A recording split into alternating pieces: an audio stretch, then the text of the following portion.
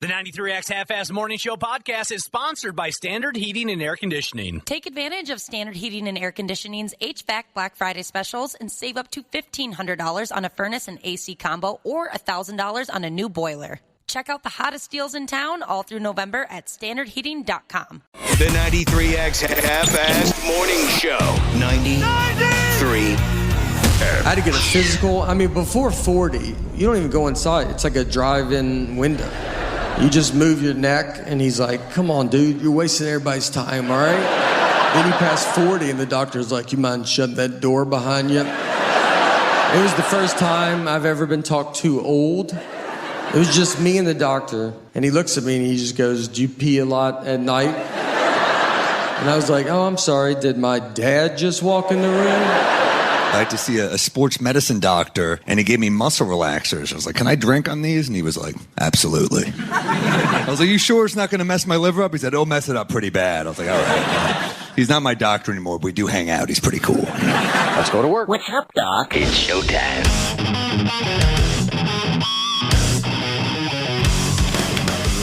That's all over. Your weekend, that is. All over. All we can do now is hope we make it to the next. Good morning. Welcome to the 93X Half-Ass Morning Show. I'll be damned, it is 5:40. How's my old life partner Josh doing today? Doing well. How about yourself? Still a little wiped out from... I did something on Saturday I haven't done in a while. Well, that's what you were saying. You kind of shocked me a little bit. I got good old-fashioned D-runk. Nice. It's been a really long time since you got D-runk. For Christ's sake. Oh, God. Yeah, it's been a while. By God, I was drunk. You've given yourself a good buzz many times over the last couple of years. Up and down and all over the place, a good buzz. Was there an occasion or maybe something painful you were trying to forget? It was the Little River Band at Medina Entertainment Center. Well, what are you going to do? They'll sneak up on you. They come at you with the Cool Change and the Lonesome Loser and the Lady and the damn, what was the other one? The Reminiscent. I was powerless. Walking through the park and reminiscing, and I'm just blasting tops off of King cans and pouring it down my arrogant yap. Well, was it your fault or were you overserved? It was my fault. Your responsibility. Half mine, half the fault of the Little River Band. Yeah, I just... Were you just a mess yesterday then? I'm a little slow today. Was I a mess yesterday? Yeah. No, because I just slept through the whole day. Smart. I never felt anything. I was awake for a couple hours, and then I thought, boy, I better shut it down for a few. And then I was awake for a couple more hours, and I thought, boy, I've been through a lot. I better turn the lights out. No, I didn't feel anything. Today, though, I'm weird. I'm dopey. I'm going to be a problem. You're likely going to have to... Is today some kind of a National Doctors Day? No. Well, let's make it an official. Well, we can. They would honor our guest today. That's the route. Dr. P. Jesus, our regular radio doctor, will be in this morning at 8:30. I told you I'm not quite all there. I forgot about Dr. P's visit today. It is Chicky Nuggy Day. Oh, Say that again? I hate people Cheeky Nuggy call Day. it that. Why are you saying Cheeky Nuggy Day? Chicky Nuggy. Chicky? Yeah, it's Chicken Nugget Day. Chicken People Nugget. call chicken nuggets chicky nuggies. I've never heard that before. Is that... I'm looking up Chicky Nuggy. Does that have anything to do with Baby Yoda? I don't think so. Okay. I guess that might be a tie-in. Does he like chicken nuggets? It could be a meme. Yeah, I like think it was a meme that at one sounds point. familiar, yeah. Yeah, it says here it started as a meme. And it became associated with Baby Yoda in December of 2019. Yeah, and I know it's Grogu. Oh my gosh, there's a lot of little videos of him with chicken nuggets. It's All right, cute. so where am I supposed to go with this? Yeah, how did it go from the fake Doctor Day, Dr. P. Jesus coming into Chicky Nuggy Day? Wapple opened up his gap and started because shouting. He thought it was Doctor Day, but it's really Chicky Nuggy Day. What do you do on Chicky Nuggy Day? You going to celebrate? Can we put a lid on this already? Well, I want to know how he's going to celebrate. Eat some nuggets. Are you going to get D-Runk? No. No, you're not going to get It's D-Runk. Monday. You're looking good over there, Josh. And I was just Right reading. back at you. I was just reading something that reminded me of you. Was it last week we were talking about? We were telling those horrible, disgusting stories about Disneyland and Disney World. Was that pooping in the line? Yeah, last week. Yeah, grown adults just straight up pooping in line at Disney World. Folks will press out a deuce while standing in line for one of their rides at Disneyland, Disney World, whichever it is. I don't know one from the other. Grown folks, not little babies, grown folks will do this. They'd rather defecate themselves than lose their spot in line. It's wrong. It's horrible. But we were reading about that last week. And then I bumped into, what is this? Oh, just straight up facts about Disney fun parks. And this is the one that reminded me of old Cubby. Employees of Disney World and Disneyland were prohibited, it's kind of like playing for the Yankees, they were prohibited from having mustaches, beards, and goatees for nearly 50 years until the ban was lifted in 2012. So it's only been 10, 11 years since an employee was allowed to have a beard, a mustache, or a goatee at Disney World, Disneyland. Here's the part where I thought of Josh. You know what is still banned as far as appearances go if you're an employee at Disneyland World? Something that's still banned. Soul patches. I had one of those. And when we were young bucks, Cubby used to drag a soul patch with him wherever he went. For a long time. What year was this? 98, 9? Yeah, late 90s. 90s, okay. Soul patch. Yeah, I wasn't alone on that, but I do look back. It's funny you mentioned that simply because we've been going through the house. I don't have anything, but everybody else has everything. And we're trying to go through and get rid of stuff. It's fun. It's always fun to get rid of stuff. Putting stuff in storage, and part of that was going through just a ton of pictures, that we plan on digitizing. And there was quite a few in there with me in the soul patch, and I thought, that was stupid.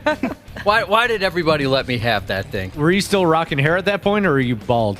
When you had the soul patch? I think I was hair. Yeah, you had hair back then. I don't think I had a soul patch while bald. Okay. No. This is back when, I look like a villain with a soul patch and being bald. Yeah, exactly. This is 20, whatever, 2018, 25 years ago. Yeah, you had a hairdo. The soul patch. You want to have a soul patch growing contest, me and you? Sure. That's the fastest thing that grows on my face. You're pretty clean shaven right now. Yeah, I clean shaved the other day. Well, if you want in, a couple days ago, I could have worked at the old Disney World. Yeah. I wonder if I've never tried that before. I've never tried to just walk around wearing solely a soul patch. I didn't mean to make that confusing. I've never gone down to just that. I saw a guy the other day who had a super long soul patch. And that's probably what happened to us. Let's say we start today and go through Christmas. Well, I don't know. I wonder how long I could get it, because his started. Now it was all soul patch. It wasn't like part on his chin. Right. So it went from just under his lip down past his chin, and then he had a piercing in there. Oh God! And I thought, he's got a booger in his soul patch, but it wasn't. It was just a piercing. It was a piercing. Yeah. I don't know. I think I would hate myself after a very short period of time if I went down to just the soul patch. You know who else has done that before? My cousin. He's run around town with just a soul patch. The one that used to work here? No. Different cousin. No, his brother, actually. You following how that works? Yeah. Yeah. I understand the relation. You see what I mean? I mean, if somebody wouldn't mind dumbing it down for me, but I think I get it. You understand? We'll draw you on a family tree. Yeah, they have the same parents, and those parents are your aunt and uncle. Right. Okay. Right. I told you that I got bombed at one of my favorite places in the whole world, Medina Entertainment Center. I told you, I warned you I'm going to be weird for a day or two. I wonder if there were any more Disney facts in here that you wanted to hear about. Oh, I like a couple. Oh, you do? How about this one? The Thunder Mountain? That's a great one. What do you do on that? Anyone here ever been on Thunder Mountain? Yeah, isn't it the big train? Yeah. Yeah. I don't know that one, but in 20+16, they did some kind of a study, and it showed that if you sit on Thunder Mountain, that roller coaster, it legitimately makes people pass kidney stones. Oh, wow. That's good. Ouch. I guess, maybe. I know that's a painful process. Oh, I've heard it's terrible. But it's something that's, some folks have to go through. And I think once it's over, you feel great relief, and then the next set come through. Once you catch kidney stones, you kind of have them up and down until the day that you die, right? Yeah, well, like Kidney Stone Jesus told us that. Oh, I right. can't remember. Was he in the hundreds? It was insane, the amount he's had. Poor guy. Disney World is the second largest purchaser of explosives in the United States. The second largest purchaser of explosives in this country, just behind the U.S. Department of By God Woo Mean Gene Defense. Whoa. So there's the military and Disney World who have all the biggins. They'll That's both pretty cool. protect us. Yeah. Do they have fireworks shows every night then? That's right. I have no idea. Yes, they I do. think they go even bigger on like Fridays and Saturdays too. Air night. The dark one about Gaston was interesting, I thought. Gaston? You may have to dump that one on me. I don't see that in front of me. He accidentally killed himself. He was at Disney World. He tried to shoot fireworks off his head. The actor who played Gaston. Who is Gaston? From Beauty and the Beast? Beauty and the Beast, yeah. Oh, never saw it. The handsome suitor. A dude who played Beauty, a dude who was in that movie? No, he was an actor at the park at Disney World. Oh, I'm sorry. Sure, he walked around. He was the Beast, I would imagine, right? No. Well, I'm all effed up. He wasn't the beauty either. No, he was. Well, he was. He a was beauty, beautiful, yeah. but not the beauty. He was the douchebag suitor going after her. Okay. After Belle. I didn't see the story, but anyway, at one point he blew the top of his head off with some fireworks. I guess, yeah. That is not very magical. Suck. Can you imagine? I mean, it's all kids Yeah, watching this. exactly. Oh, there was a crowd. They don't have problems with mosquitoes at Disney World, Florida. They've got some sophisticated mosquito surveillance program to try and eliminate them. They don't want anyone spending all that money and saying, well, I'm not going back. I got eaten alive by mosquitoes, even though they're in the middle of a friggin' swamp. No way. That makes it so much more appealing to me. You need to get this system for your cabin. Well, a buddy yeah. of mine was telling me he had his yard sprayed for mosquitoes, and it worked for a day or so, but nobody around him had their yard sprayed for mosquitoes, so he just got the neighbor's mosquitoes back at his place. One of those things, yep. Okay, Kidney Stone Jesus has gotten back to us about how many kidney stones he's passed. He's had 75 surgeries, and he's passed 600 without surgery. Oh my gosh. Crazy. Subaru Parts Jesus had kidney stones 3 times, surgery 3 times, and he says, I grow them big.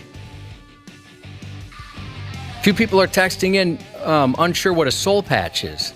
It's just like a little bit of hair grown right under your lip, your bottom lip, obviously. Yeah. That's it. You didn't. There are people out there who don't know what a soul patch is. I guess it's not in fashion anymore. Maybe there's a different term for it. The young people have a different term or something that Cubby and I haven't caught on to yet. I thought everybody knew what a friggin' soul patch was. Josh, I think it's time you bring it back then. Well, that's what we're talking about. Yeah, exactly. We just talked about having a contest. There'll be a contract signing later. Michael Cole will be sitting between the two of us, and I doubt anything will happen during that contract signing. No, they usually go kind of to form. They sign on the contract and they walk away. Yeah, it's very simple. A lady sued Disney in in 1976, a gal sued Disney for $150,000 in damages. 1976. She claimed that one of the 3 little pigs fondled her at It's a Small World. That must be a ride? Yes. Yes. All right. It's like probably their most famous ride. Okay. So she claimed one of the 3 little pigs fondled her, and then she felt bad and gained a bunch of weight and just was having a tough time with it. The case was dropped when the costume was found to have inoperable stub arms, making it impossible to fondle someone. That's so sad that had to happen, right? That sounds like one of the. It sounds like one of the characters who was playing the Three Little Pigs in 1976 got away with it. That's what it sounds like to me. I wonder which one of us they'd think, ooh, we better give him the one with the inoperable arms. Who's the most likely? All right, so texters are telling us the other name. That's right, Soul Patch instead of a Soul Patch, Flavor Saver. Heard that as well. Okay. All right. That's where we lost people. And finally, here when it comes to Disney facts, a lot of folks like to scatter the ashes of their loved ones on a ride or two. Especially the Haunted Mansion ride. They like to scatter the ashes of dead loved ones up over there. No. The Haunted Mansion. That's allowed? I don't want to be riding behind whoever's scattering the ashes, right? For real, get just grandma a in your face face. full of ashes. Get some of that in my mouth. Ugh. But yeah, I saw that little factoid on the Soul Patch or the Flavor Saver, and I thought, I know a guy who used to put that vibe out. That was old Cubby. What else is going on around here? You mentioned Dr. P's coming in. Look forward to seeing him, as always. Yeah, absolutely. He's a fun person, knowledgeable guy. He went to pickleball camp. Isn't that awesome? That's still one of my favorite stories ever. He was so excited, too. He was. You got to go meet one of his heroes. Yeah, he's become just obsessed with that. Oh, it's crazy. Good for him. I'm glad he has that passion, but dude, that's all he does. All the clothes he wears, he's got keychains, bags, he's got the nicest paddles. He's got everything. Yeah, he went all the way in. He's a junkie. You know, it's an F-off week. Oh, that's right. You should know this. Our listening audience should know this. This will be one of our big F-off weeks of the calendar year. We got some time off next week for Thanksgiving, and by God, you might not hear much of us next week, so this is the final 5 days, and we feel quite comfortable effing off. So there you go. Hope you're also in the same situation where you get to have a little time to yourself next week. Hard to believe we're already knocking on the door of the friggin' holiday season. Yeah, no. It's insane. But here we effing go. Did anybody start Christmas shopping yet? Stop that. No. Yeah, I'm almost done. Yeah. I do Nice. it. I do it throughout the year. Ash. That's smart. My sister-in-law does that. She'll text me in like June and be like, "What do you want for Christmas again?" Because I used to be a Christmas shopper. Oh, that's stressful. Yeah, I got too much. When I was younger, that's how I used to do it. Day before Christmas Eve. Go to every single store. No, that stresses me out. Gift card. You know, Wapple, since we've got the week off next week, you could get drunk today for Chicky Nuggy Day, as you called it. What do you mean? I mean, I still have to work tomorrow. Take tomorrow off. Well, Take tomorrow off. You can handle being drunk for a week when you know you got next week off. All this Christmas talk already, it just aggravates me. It's all it does. It's also South Metro Cop's Monday. South Metro Cop Jesus' Monday today. Yeah, good. I'm glad we're in this together. That's the idea of the brotherhood, right? We're in it together. It's his Monday, Today's too. his Monday. I love that bit. Anybody get dialed into any new programs over the weekend? I watched Reacher. Oh, the first season one? of that. Oh, Yep. good. I like that show. Oh, it's so good. I'm obsessed with it. Okay, I'm glad you like it. Yeah, it's very good. He's such a badass. Yeah, it's good. Is this, let me take a stab at this. Is this that character that Tom Cruise played, something or another Reacher? Yep, Jack Reacher. And now it's a series, correct? Correct. Yeah, different actor. Different. People who read the books were furious because Reacher is huge. He's a really big guy, and then they've got Tom Cruise at 5'6" or whatever he is playing him in the movies, and I get it. They wanted to sell tickets, but this dude is legitimately huge. Yeah. This guy could kick Tom Cruise's ass. And very good looking. Season 2 comes out next month, Ash. Yeah, I know, on the 15th. I'm so excited. So is that why you got started now? No, I just ended up finding it, and then after I realized there wasn't a season 2, I panicked, and then got really excited when I found out it was coming out next month. Do you know just how much television you're watching? Too much. According to what I'm reading here, if you quit watching television tomorrow, you'd have time for a second job. At least one that's part-time. A survey said the average American streams 1,112 hours of television shows and movies a year. Now that breaks down to over 21 hours a week. And you could put those hours in at a part-time job at the bait shop or the gas station. 1,112 hours of shows and movies a friggin' year. Sounds about right. Folks love to watch up and down. Yeah, if there's a series, like if Jack Reacher comes out, we'll crush that in a weekend, right? Yep. But outside of that, there's really not a ton.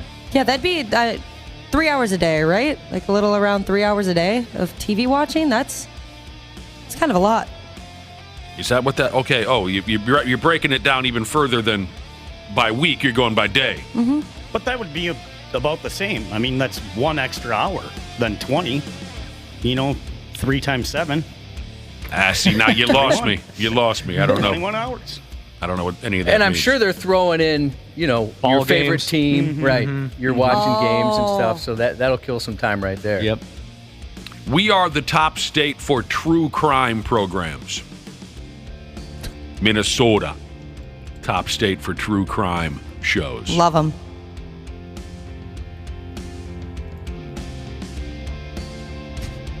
And then here come the holiday movies now. I'll watch like 1 or 2 really cheesy ones, like Hallmark.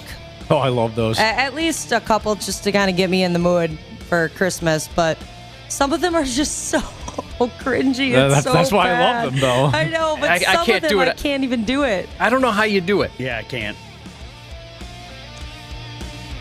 Those really are cheesy. So cheesy. It's always set in a small some town. Girls, hometown, Yeah, small big town. city girl goes back home and she falls in love with the guy at the coffee shop. Yep, he who's- wears flannels. Yeah, he never left home. He's just running his family's coffee shop. Why do you have to say it like a 70s radio personality? You sound like you're doing an ad for tires in 19.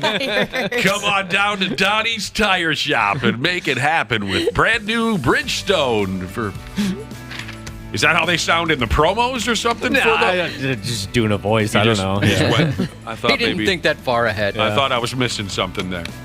Well, there you flip and go. Yeah, we watch the most true crime programs here in Minnesota. That doesn't surprise me. Used to watch Why doesn't it surprise It you? just seems that's all anybody ever talks about. It's true crime this, true There's crime a lot that. of that going around.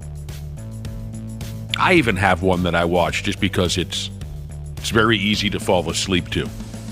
It's become my go-to program when I get home from work. My system where I load up on all the worst foods on planet Earth and then fall unconscious for 2.5, 3 hours. It's very easy to fall asleep to this program because it's the same system episode after episode.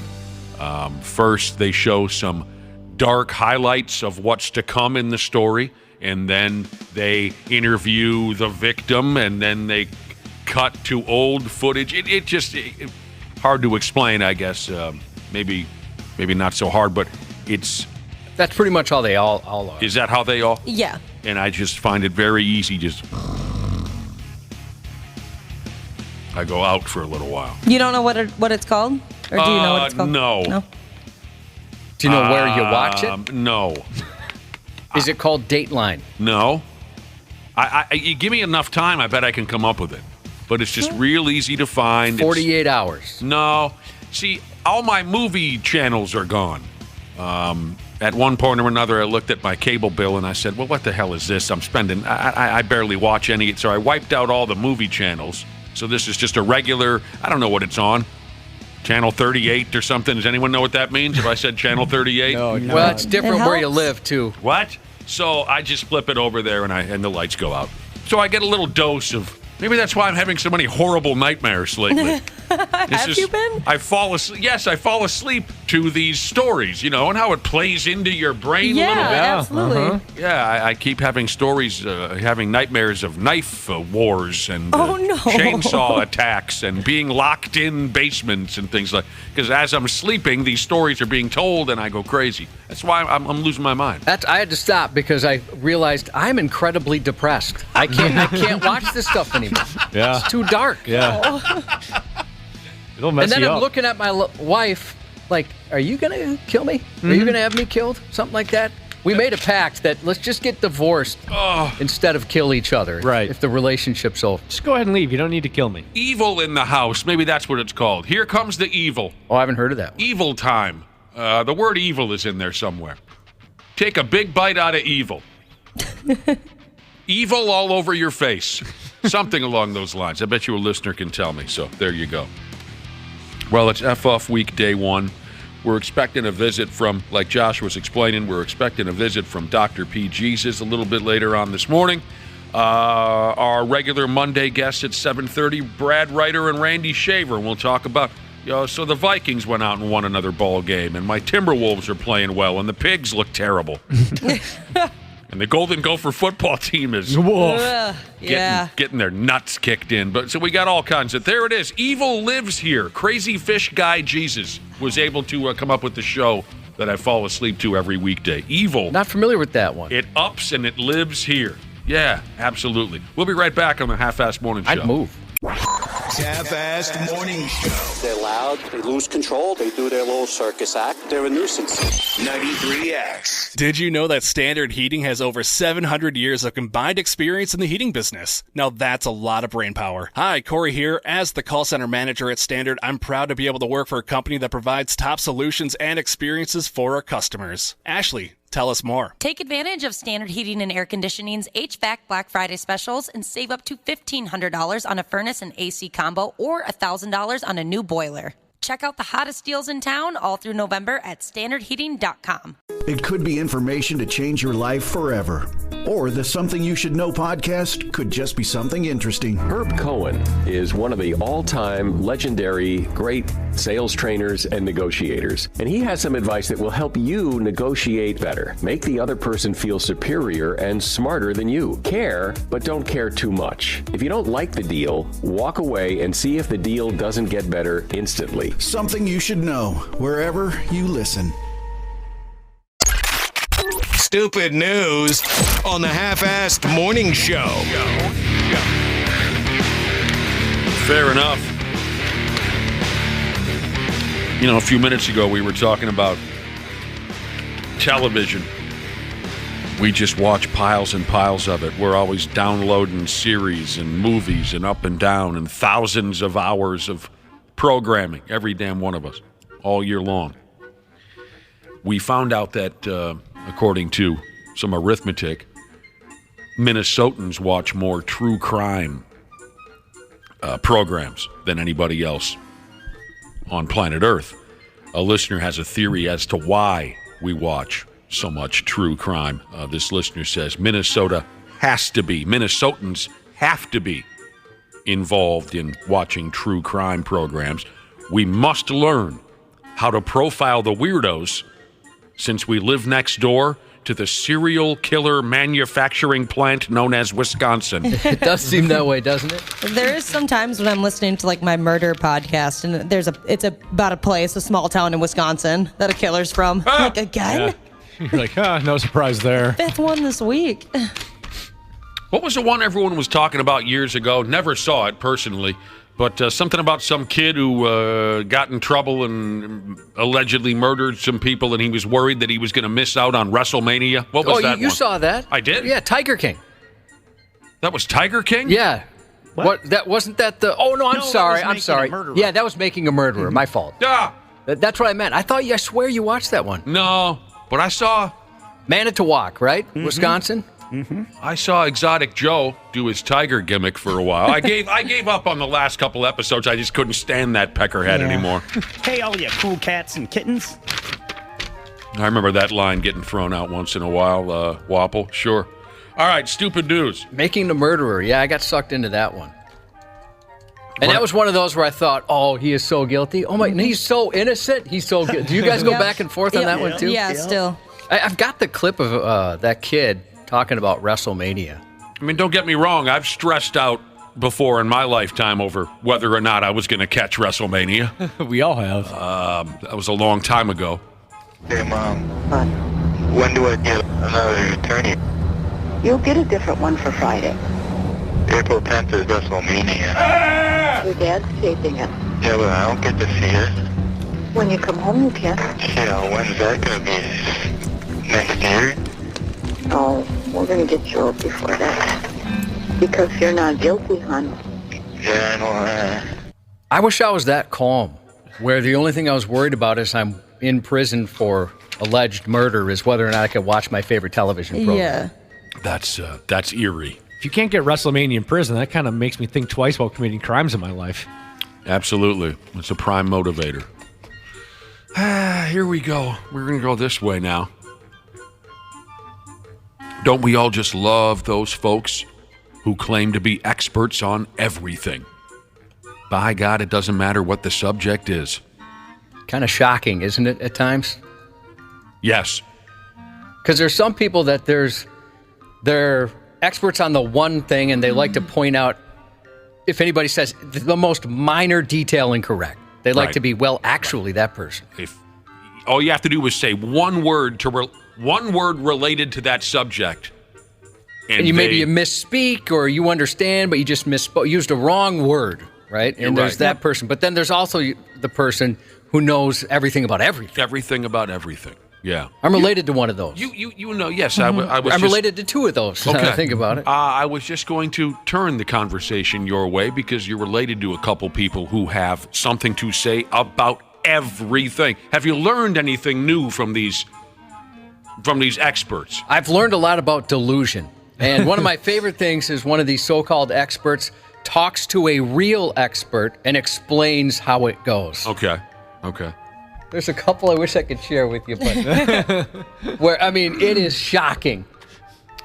Doesn't matter what the subject is or their limited experience with the subject, they've got the answers.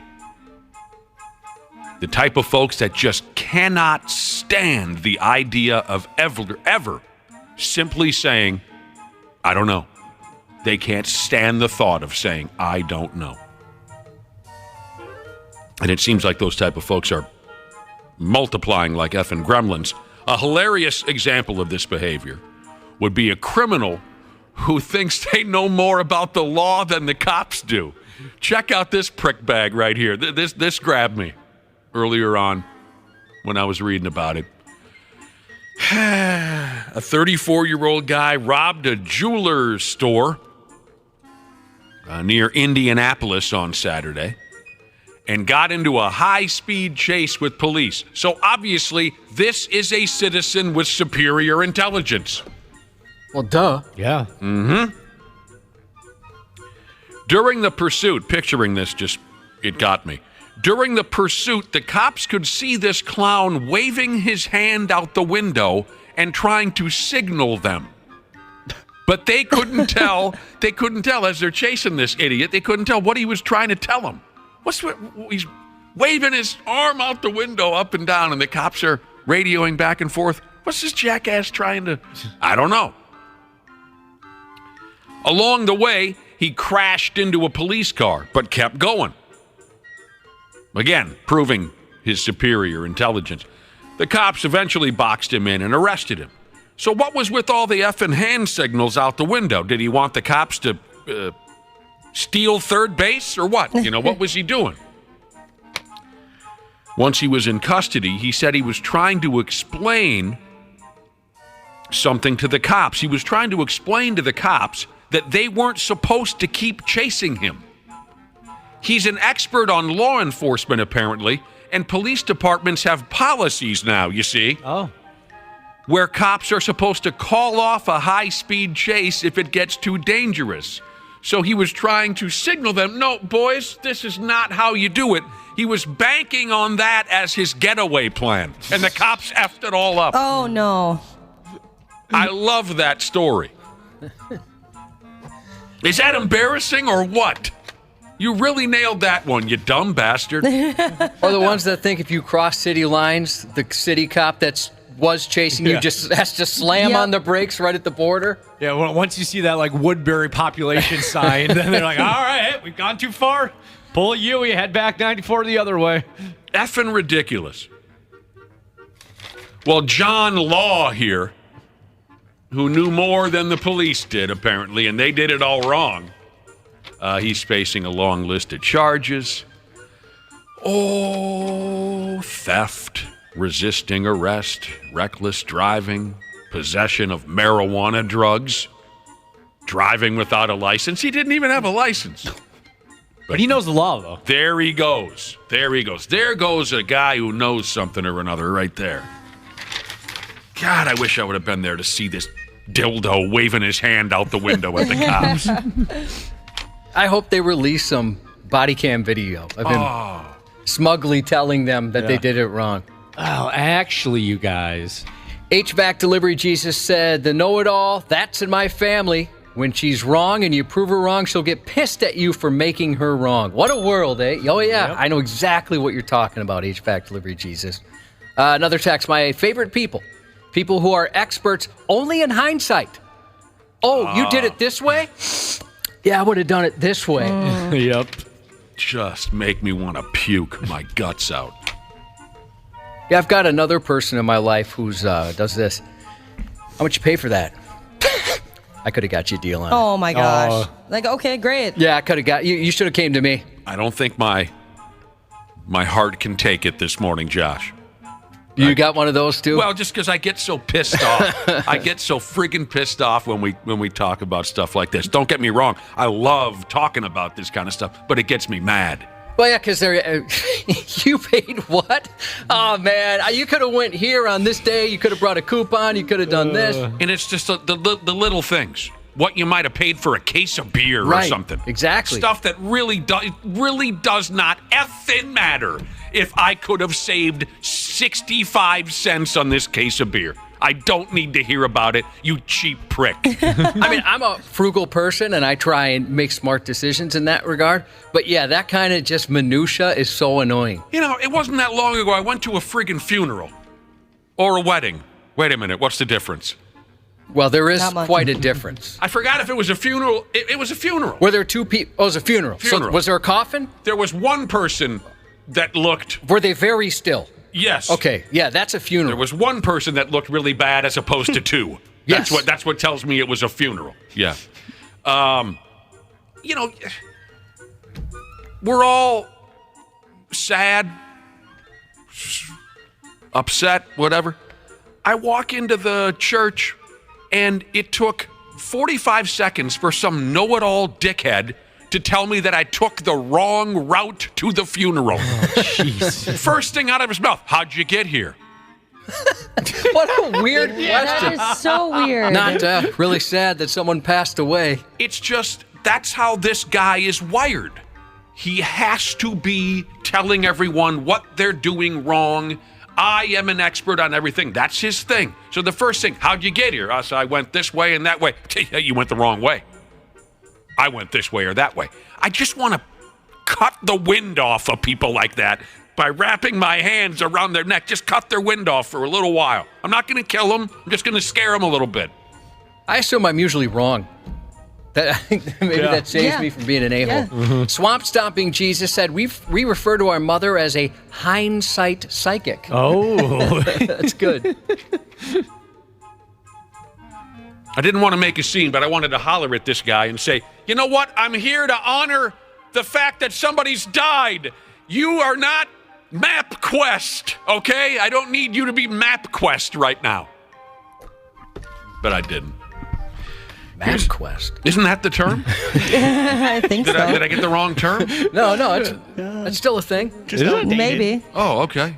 Did I? is there a chance that I said something that was slightly dated? I mean, you might have said something dated. Well, that's a new... You know what? I would have said Google Maps. Okay. Or Apple Maps. That's what you should have said. That's a brand new character trait, isn't it, for me? That I said something a little outdated and a little... Because I usually go to you to find out the latest cutting edge on apps. And No, I'm being a douchebag. I don't think you're picking up on it. I'm telling you what I would have said in that situation. Yes, of course. Sorry, I blew up. I was still mad about that how'd you get here guy. Here's a lady from Indiana who tried to beat somebody's brains loose with a meat tenderizer a few days ago. Boy. I bet that could do some real damage. Oh, yeah. Now she's been charged with effing battery. I don't have a meat tenderizer. Anybody have one? Oh, yeah. Looks like fun. No, I Do you don't. take out aggressions with that thing? Oh, yeah, all the time. I have to use a stupid rolling pin because I keep forgetting to buy a meat tenderizer. Is that the mallet type thingamajig? A meat tenderizer? Yeah. Yeah. Do you have a metal okay. one, Wapple? No, ours is plastic. I don't cook, so I don't know. I could look around the house today for you and tell Plastic? you How much you pay for it? Yeah, $15. Where'd you get it? For the metal one. Where'd you get Where'd you get your meat tenderizer? At Cub. What route did you take to get there? I took Radio Drive. Radio Drive? Why would you do that? That was dumb. What did you use your GPS? And if so, Radio which system are you using on your GPS? Maps. Yeah, if I go on Buellenberg, though, there's construction, so it's going to take me an extra 5 minutes. So. This gal just went ahead and thumped a complete stranger over the dome with a damned meat tenderizer while the poor bastard was just minding his business in a parking lot. Isn't that terrifying that there's folks like that out there? Oh, yeah. Yep. This violent lady goes by the name of Faith Garrett. She's up to 56 years old now. She just tenderized the piss out of this guy's face and cranium. When the cops showed up, they found our gal there, Faith. They found the meat tenderizer in her pocket, which had some hair and blood and teeth lodged in it. Well, bad. Gross. When the cops asked her why she was carrying a meat tenderizer around, she said, to cook with. You never know when you need when you're going to run into some meat that needs tenderizing. What if she planning on eating the guy? Oh, I didn't think of that. She's got smart-ass comments. To cook with, she said, while this dude's laid out on the pavement with spinal fluid dripping out of his ears. She's pouring Lowry salt on him. Dear God.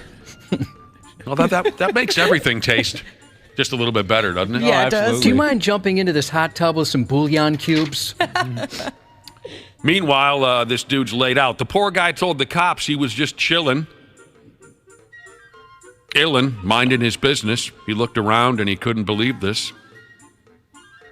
He sweared, he stared, his niece is his witness. I bet you didn't think I could turn this into quoting Salt and Pepper. No, I didn't. But I did. Yeah, I'm impressed. I just effed you hard on that. You didn't think I could turn this into a Salt and Pepper song. A dude told the police this effing nutbag gal approached his vehicle and started yelling incoherently at him. He'd never seen her afore in his life. He told her to get up out of his face. But that's when she started tenderizing his noggin with a meat tender. She started whacking him over the head. She cracked him 3 or 4 times in the same spot, he said. Incredible he's alive. Yeah. Despite the licks he took to the bean, he identified Mrs. Garrett as his attacker. This makes very little sense, but Mrs. Garrett told the police that she was yelling at this guy because she thought he was drunk. Meanwhile, the cops quickly noticed that she was the one who was drunk off of her sorry ass. She's going bye-bye now, Goodbye, Mrs. Garrett. After what she's done, Mrs. Garrett isn't going to get a chance to shoop to the next man in the 3-piece suit. I spend all my dough, Ray me, cutie.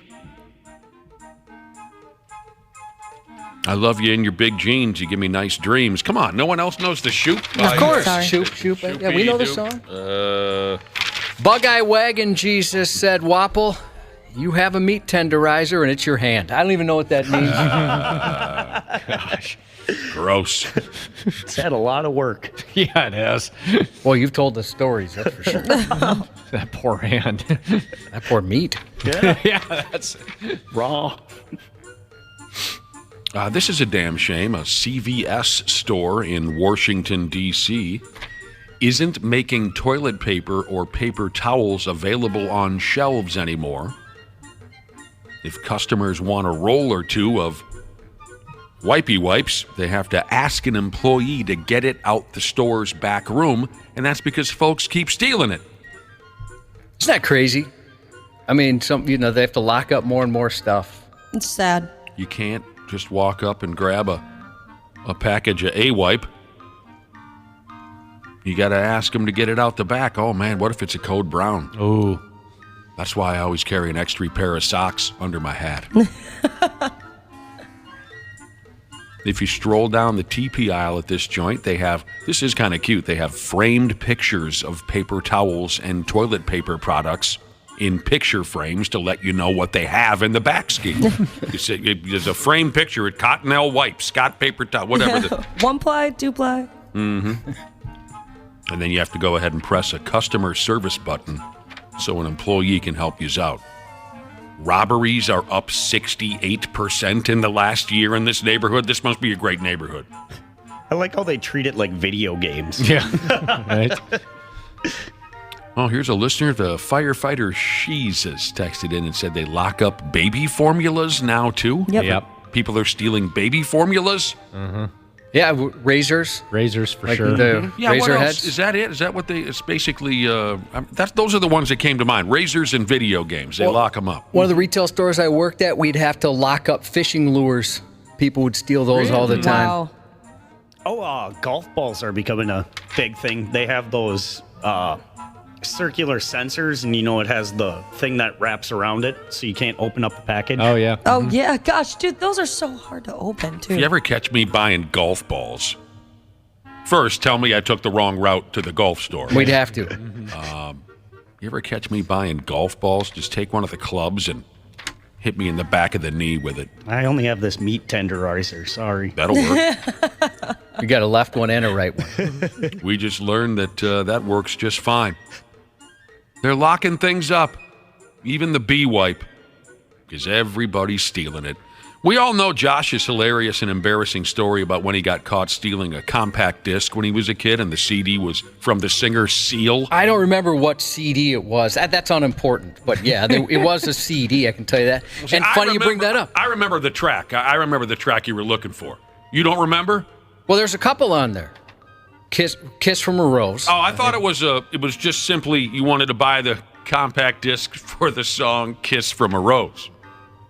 But I don't remember who it was. I'm not sure what the disc was, but it's funny you bring this. Two things you brought up today. As I mentioned, we were going through stuff to store yesterday, and I saved the summons to go to court. I didn't remember saving it. Oh, that's very nice that you still have that. Yeah, still got it. Yeah. It was a pleasant memory for Yeah, me. you should frame that. Never even listened to the CD. I felt so stupid. For our listeners, text us and tell us about something you've stolen that you feel really bad or embarrassed about. Now, if you're a regular thief and you steal from innocent people all the time, F you. You should be ashamed of yourself. We're looking for folks like Josh who stole, once or twice and you feel regret over the deal. What did you steal? 651-989-9393. What did you sneaky little bastard? You probably when you were a kid. You had a little case of sticky fingers. What did you steal? Yeah, I wouldn't make a good thief. I got caught the one and only time I tried it. And I turned myself in a way. Did you really? Yeah, the guy's like, did you steal that? Yes. Yeah. Go ahead and text us. 651-989-9393. We'd love to hear your little story about regret. Swipe something you shouldn't have. I mean, like this dude here. This is definitely a dick move, but I do understand the draw, the desire, maybe the impulse is the word. Some effing dude down there in Alabama, he jumped on one of those old folks' electric shopping carts and drove away. There he goes. He stole the damn thing. He snatched it from the local Piggly Wiggly grocery store. I've had gout bad enough over the years to where a few times I've needed to drive the electric shopping cart at Lowe's, or at the grocery, so I could get around. And those effing things are so much fun. So again, they look like a blast. I can understand the attraction. When I was a kid, that was fun to do. Did I get any looks? Yeah. I don't remember. I certainly was concerned about that. I would be too. I was concerned. I didn't want anyone to think that I was an able-bodied person who was just being a smartass. Don't remember if I got any looks, but I needed it. I mean, anyone who's had gout, when it is really whooping your ass, it's every bit as debilitating, if that's the word, as a broken foot. Maybe even more painful. So I needed it. The best part about it was when you backed up, everybody knew it. Because you had the little beep beep beep. Yeah, that's fun. I loved the beep beep beep. I was overshooting products just so I could hit the beep beep.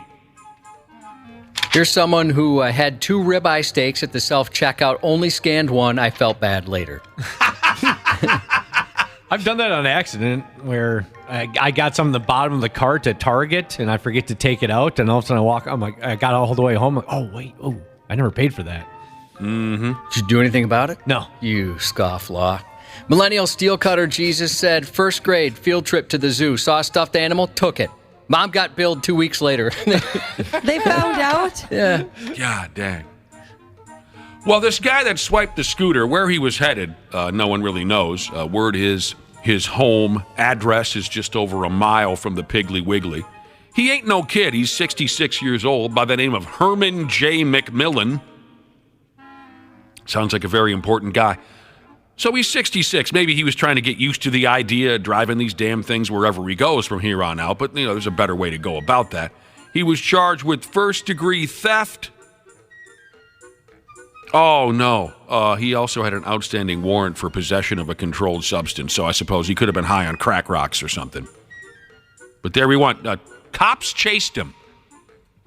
He was going 2.5 miles per hour. How'd they catch him? He was cutting loose, top speed, 2.5.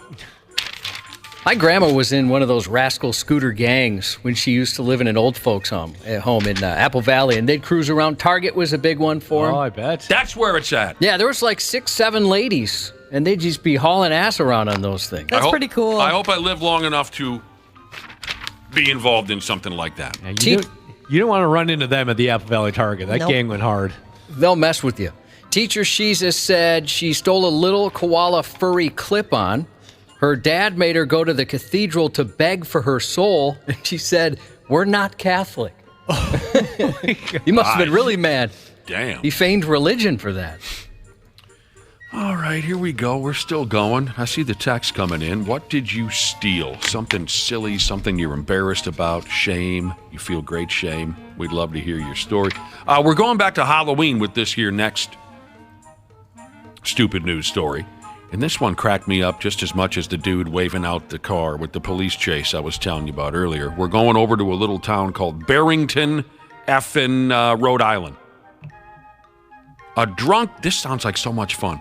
A drunk fella dressed up like Bigfoot and then scared the hell out of a group of trick-or-treaters on Halloween night. Now that sounds like laughs. Getting drunk, you put on a Bigfoot suit and you terrorize children. Yeah. Doesn't that sound like fun? Absolutely. I'd be down. The local news said that somebody upped and called the cops early on Halloween night because apparently this drunk dude dressed up like Bigfoot, this is the part that grabbed me, started to hang around a group of adults and children out doing the trick-or-treat bit. Weirdo. Nobody invited the guy to come along with him. No one knew the guy. He just jumped in with him. Just tagging along. And he's just tagging along. And the group felt uncomfortable with him there. Yep. Next thing you know, you got this 6'3", okay. Who's this guy? How are you? Come on, we're going to go to Mrs. Tannenbaum's house next. Cops and EMTs showed up, and this guy must have been really gooned because they fired him into an ambulance and took his Jack Link's looking ass to the hospital. I wish they would have had a picture of the guy. Yeah. I would love to have seen his outfit. It wasn't, let's talk to the guy, let's cuff him, let's take him to the squeeze, let's take him to the spin dry. They took him straight to the hospital, so he must have been. And the trick-or-treaters were able to move on with their night. Well, I hope at least somebody in the group sends old Sasquatch a card while he's drying out in the hospital. That'd be nice. Be the neighborly thing to do. I don't think he was trying to hurt anybody. He's just a drunk moron who had a Bigfoot suit in the house. Yeah. I kind of like the guy. I got to admit, I kind of like the guy. I wonder if this would have happened to you, Dana. Firefighter Sheeza said she accidentally stole some baby probiotics. Got home, realized it, sat on hold for 30 minutes with customer service just for them to be confused why I even called to tattle on myself, and they said, just keep it. Yeah, that's because I talked about it on the radio and about the incident, but because it was like a Rachel Ray set of cooking pans or something like that I had underneath the cart, on the little shelf down there, and I accidentally just blew by without paying for it, paid for the other stuff, and I said, and they're like, if you bring it back to Target, they'll just be annoyed by the whole process and just tell you to keep it. You bought some pans and such. Yeah. Nice. Did you ever use them? Yeah, if there's anything you forget under your cart, that would be the thing to forget. Yeah, it was like $100 or something. Heck yeah. $100 and they'd let you just keep it? Yeah. Or you assumed they would have told you to? Assumed, yeah. I talked to people that worked at Target. They're like, they would just be annoyed. Oh. Yeah, because how do they take that back? Like, all right, I'll just go put it back on the shelf, I guess. Are we allowed to assume? Well, I wonder if my neighbors would mind if I stole their patio furniture. Do it. Oh, do they got some nice stuff? I could assume that no, I just need some. I don't know. Maybe you're wanted over at that joint because... There's a picture of you up on the walls. Were you nervous next time you went in? I'd be kind of nervous. Nah. What a bad boy. I'm naughty. Now, I've got much more patience and understanding for a drunk dressing up like Bigfoot than I have for these effing dumbbells who run around the woods chasing shadows like effing stupid little kids trying to pretend that Bigfoot is a real thing. As many of you know, the stupid-ass Bigfoot gimmick is one of my greatest pet peeves, but I'm going to go ahead anyway. Confused morons in Australia are saying they have proof that Bigfoot exists. It's the same old tune you've heard a million times. They saw suspicious footprints. But then they saw a boar that had been, quote, ripped effing clean in half. I don't know why they got to come at us with that type of language, but there it is. That's their proof. They finally have proof. There's some footprints, and they found a boar that was ripped in half. A dead boar was somehow sliced in half, and there were large footprints leading away from the scene. The video clip, from what I'm told here, is several years old, but it recently has resurfaced all across stupid social media. Some dude over there in Australia named Dean Harrison. God help us all, this man has spent 25 years researching Bigfoots. That's a little too long. Just life's work. What have you done? Nothing. 25 years he's been as they call them over there, he's been researching yowies. That's what they call them in Australia. Is everyone okay? Yeah, what happened? Did somebody pass out? What was that? This thing hit this chair thing hit the desk. A chair I accidentally kicked it. A chair hit a desk. Yep. This guy says he once met a Bigfoot in person. Oh. Which, of course, never happened. But I love this remark here in the comment section of the story, and then I'll stop bothering you with all this. I love this remark here in the comment section. It says here, all they need now is really fuzzy, out-of-focus photographic evidence. I love that, because that's how all of them are. Yeah. Look! In the year 2023, when all of us have a beautiful camera on our cell phone, what do you call that? A video camera, right? With the highest detail. We have, look at this video of Bigfoot, and it's blurry, it's out of focus, it's all a scam. I love that bit. It's pretty funny, especially you've dedicated 25 years of your life, but you're going to cheap out on the camera. Yeah. Right, right. Yeah, well, the camera equipment isn't quite up to schneid. It isn't? Why not? So I'm sorry I blew up.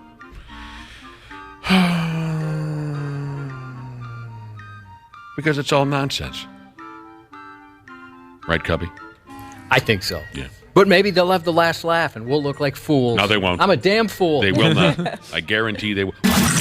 Sports on the 93X Half-Assed Morning Show. Edwards driving. Oh, get out the way! Technical foul is called, and guess what? It was worth it. That is nasty. Put Dario Saric in his poster. That is elevation, Holmes. I'd be A5 from day 5. From day 5. Holmes. From day 5. That's a badass dunk by Anthony Edwards last night. Oh, embarrassing. Oh, man, he got up and just right in Dario Saric's gorgeous face. And the look that Edwards had on his face was awesome, too. And then he gets to technical because he talked a little trash. That's no fun. Let the guys have a little jaw-jacking going on. That was sweet. Oh. That's at 93x.com. A5 from day 5. Got up and jammed it right in Dario Saric's beautiful face. And the Wolves beat stupid Steph Curry and the Golden State Warriors last night on the road. 116 points to 110 points. Anthony Edwards scored 33 of those. And they've won 6 in a row. We got Brad Ryder and Randy Shaver coming up here in a half hour. We'll dip into this. They play Golden State again tomorrow night. The Vikings won another football game with that dude at quarterback. How about that? 27-19 over the New Orleans Saints. They had to fight off my guy Jameis Winston there towards the end. God, that guy's cool. But now, what have they won in a row now? 4 or 5? Jesus Christ. I almost turned it off.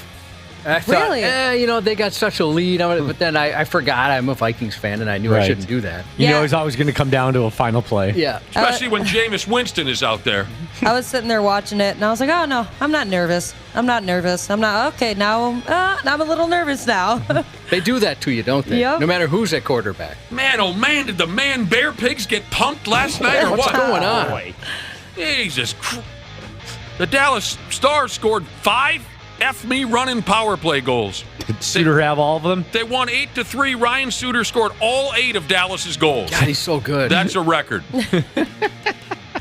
They're in trouble. We'll talk to Randy Shaver and Brad Ryder here. Half hour. But don't go nowhere because Josh's news report is next. Half-Assed Morning Show. They're loud, they lose control, they do their little circus act. They're a nuisance. 93X. Did you know that Standard Heating has over 700 years of combined experience in the heating business? Now that's a lot of brain power. Hi, Corey here. As the call center manager at Standard, I'm proud to be able to work for a company that provides top solutions and experiences for our customers. Ashley, tell us more. Take advantage of Standard Heating and Air Conditioning's HVAC Black Friday specials and save up to $1,500 on a furnace and AC combo or $1,000 on a new boiler. Check out the hottest deals in town all through November at standardheating.com. Former Navy SEAL Sean Ryan shares real stories from real people from all walks of life on The Sean Ryan Show. Tennessee Congressman Tim Burchett. Where do the majority of UAP sightings happen? Yeah, military installations, but I couch that. I mean, if they're going to fly here and check something out, they're going to see where our best and brightest are, I would assume. They asked me about seeing any UFOs in Washington, D.C., and I said, no. I said, there's no intelligent life around here. The Sean Ryan Show on YouTube or wherever you listen. Half-Assed Morning Show. 93X. I hate that these two women kind of tarnished the name of this daycare, but at the same time, I'm glad that it was caught and they will have to serve justice. But at the end of the day, there's no real justice because how do you remove that from a child's head? You've altered their life. 2 South Carolina daycare teachers facing multiple charges for allegedly directing 3- and 4-year-olds in their daycare to fight each other. What were you thinking? I've never seen anything like this in my life. Kids Unlimited of Prosperity Daycare employees Erica Jones, who's 27, and 56-year-old Serena Caldwell turned themselves into authorities Thursday after warrants were issued for their arrest following accusations of their daycare fight club. They kind of looked at it as something almost equivalent to a sporting event, to where they were kind of trying to motivate the kids into participating in that. Welcome to Daycare Fight Club. First rule of Daycare Fight Club is you do not talk about Daycare Fight Club. A parent of one of the victims testified their child was told to hit another child and then told to do it again and again. An incident report states Jones may have even recorded the incidents. Daycare owner John Dawkins said Jones and Caldwell were immediately terminated after staff reported their behavior and security footage was viewed. Police say the two women were rogue employees, and the department does not believe the daycare was complicit in their behavior. That's pretty dark stuff. Yeah, that's not good. But I would like to know the current rankings. Yeah, I'd like to see some of that, too. Yeah, who's the champion? Who's carrying the strap right now? 14 children were involved. I'm picturing them like in the corner, and instead of like their coach giving them water, they're giving them juice boxes. Yeah, spraying the juice box in the mouth. Yeah. How do you guys think you would have done at Daycare Fight Club? Oh, I would have done pretty good. I think I would have done well, too, because my temper was off the charts. Yeah, I had Even older then? brothers at that time, so I was used to protecting myself. Mm-hmm. Oh, yeah, I was very temperamental as a child, Cubby. I would come uncorked and just close my eyes and windmill punch everyone in the room. I carried a gun. While screaming. Oh. While screaming, Well thought. too. I'd be screaming as loud as I could possibly. An erratic customer, speaking of screaming, he went crazy at a McDonald's drive-thru in Maryland. He hurled drinks at workers, demanded they give him some free food because he didn't like how long his order was taking. The man was on foot when he threw open the drive-thru window and told a worker, and I apologize, there's some salty language here, you do this, dumb bitch. I'm sorry. During his fit of rage, he also grabs an order of fries and a small drink from near the window and then threw it at the worker. He then grabbed a large drink and chucked it into the restaurant. Shut it down right now, he screams while grabbing at the Coke machine in an apparent effort to tear it apart. When he's unsuccessful in damaging the Coke machine, he reaches for a register, shouting, I own this S. Then he rips the register off its hinges, sending the entire rack of registers and other devices toppling over. Shut it down right now! Give me some food! He's cooking your order right now, a woman is heard saying. Give me some effing fries. Give me that bag of fries right there, he demands. Bitch, I'm going to grab your head. Grab me that bag of fries right there.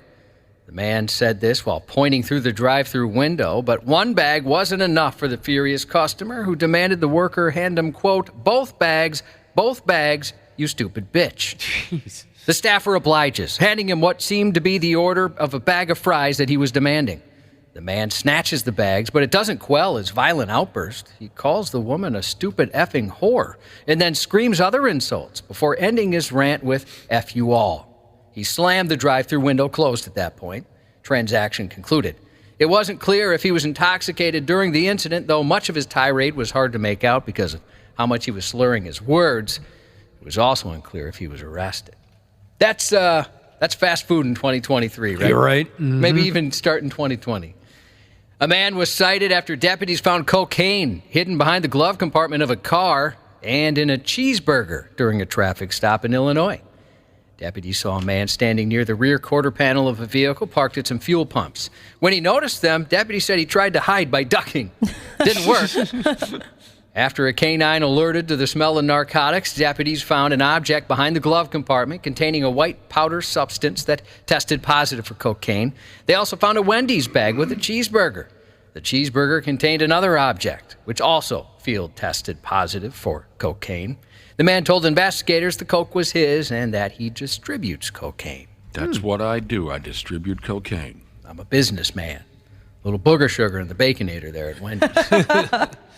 A Minnesota man was sentenced to probation Tuesday in a case in which he threatened a woman after she took issue with him smoking too close to her pet lizard. Yeah.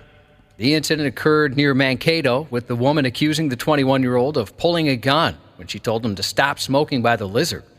Police reported the gun was a ghost gun made by a 3D printer. Stop smoking by my lizard. I don't think that's ever been said out loud before. Yeah, I've never heard that one. I think most reptiles can sense things with their tongue too. I don't think they really smell through their nose. Fun fact. That is fascinating. I never want this to end. 2 men are facing charges in Missouri after trying to dig up one of their long-dead grandmothers. Police found the 73-year-old covered in dirt at Washington Park Cemetery in the St. Louis suburb of Berkeley. Zebulon Nash of Houston, Texas. I'm sorry, Zebulon Nash. Zebulon. Yeah, that's a biblical name, I believe. Zebulon. That's a beautiful name. He formerly sat on the board of trustees at the University of Missouri S&T. He told police he was digging up his grandmother's grave with help from Jimmy Allen of St. Louis so as to relocate her remains.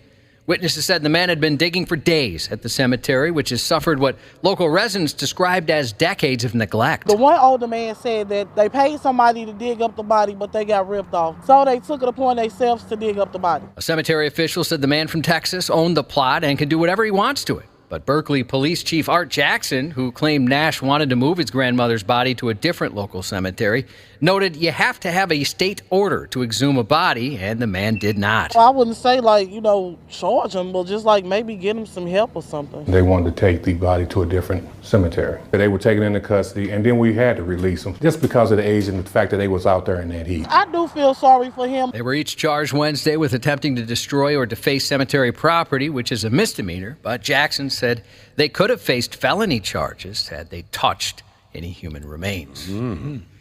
An investigator with the medical examiner's office in Los Angeles County has been charged with stealing items from the dead. 34-year-old Adrian Munoz first came under suspicion when the family of a man who died at his workplace asked about a missing necklace. Responded to the death investigation of a man who died of a heart attack in South LA. According to evidence, Munoz removed a gold crucifix necklace from the deceased man's neck and placed it in his medical bag. Munoz allegedly did not return the item or documented in a proper receipt. The video also shows him taking money from the man's pocket. Investigators searched Munoz's desk and found antique coins that belonged to another man whose death he had investigated. Express my deepest empathy for the family. They should never have to go through this, and we will make sure that justice is served. District Attorney George Gason said in a statement, it's a profound betrayal of the very essence of the role and the solemn duty owed to both the deceased and their bereaved families. What a scumbag. Stealing from the dead? Yes. That ain't right. A California woman was accidentally locked in an Orange County jail cell overnight, prompting Sheriff's Department officials to make changes and overnight checks at the facility. She came to jail just before visiting hours were ending, 5 p.m. Saturday, November 4th, to visit with one of the inmates. Oh, no. While waiting, though, she fell asleep in the lobby and then was accidentally locked in. Sheriff staff arriving the next morning just before 8 a.m. were surprised to see her, and of course they let her out. Cell phones are not allowed in the jail, and there's no other type of public phone in the lobby, a sheriff's office spokesperson said, so the woman wasn't able to call for help. Oh, that sucks. No. Visitors will now have access to an emergency phone in the public visiting area, and there will also be a change in procedures to have a supervisor do a check of the lobby overnight. That's a good call. Boy, I bet she was hungry. She probably read through all the magazines that were sitting there from 1998. And I hope she had access to a bathroom. Oh, true. Yeah, I bet she had to go potty. I definitely would have had to. Authorities in Burlington, Vermont, say one of their ambulances was stolen while responding to a call last week, swiped by the very person they were trying to save. Fire crews called for an overdose Sunday night, the 5th. When they arrived, Mitchell Bissonette, the man they were called to help, was nowhere to be found. While firefighters were looking for him, he allegedly stole the ambulance and drove it about a half mile. Officials say he jumped out of the slow-moving ambulance before he hit a parked car. The ambulance was originally called to help the man who may have experienced an overdose. No one was hurt. The off-duty Alaska Airlines pilot accused of trying to shut down a plane's engine last month has given his side of the story. Oh, I can't wait to hear this. Telling the New York Times he thought he was only imagining the journey and needed to take drastic action to bring the dream to an end. He thought he slept through the whole thing. 44-year-old Joseph Emerson was riding in the jump seat of Horizon Air Flight 2059, an Alaska Airlines affiliate, when he allegedly tried to pull two handles which would have engaged a fire suppression system and cut fuel to the engines. Tragedy was averted when the pilots apprehended Emerson and landed the aircraft safely in Portland, Oregon. We've got the guy that tried to shut the engines down out of the cockpit. He doesn't sound like he's causing any issue in the back right now. I think he's subdued. Other than that, we want law enforcement as soon as we get on the ground and park. He said he was desperate to awaken from a hallucinogenic state that after he had consumed some psychedelic mushrooms 2 days earlier. He believed he could have snapped out of his terrifying hallucinogenic state if he destroyed the plane in his dream. Additionally, the flight attendant said Emerson repeatedly asked whether things were real or if he was in a nightmare.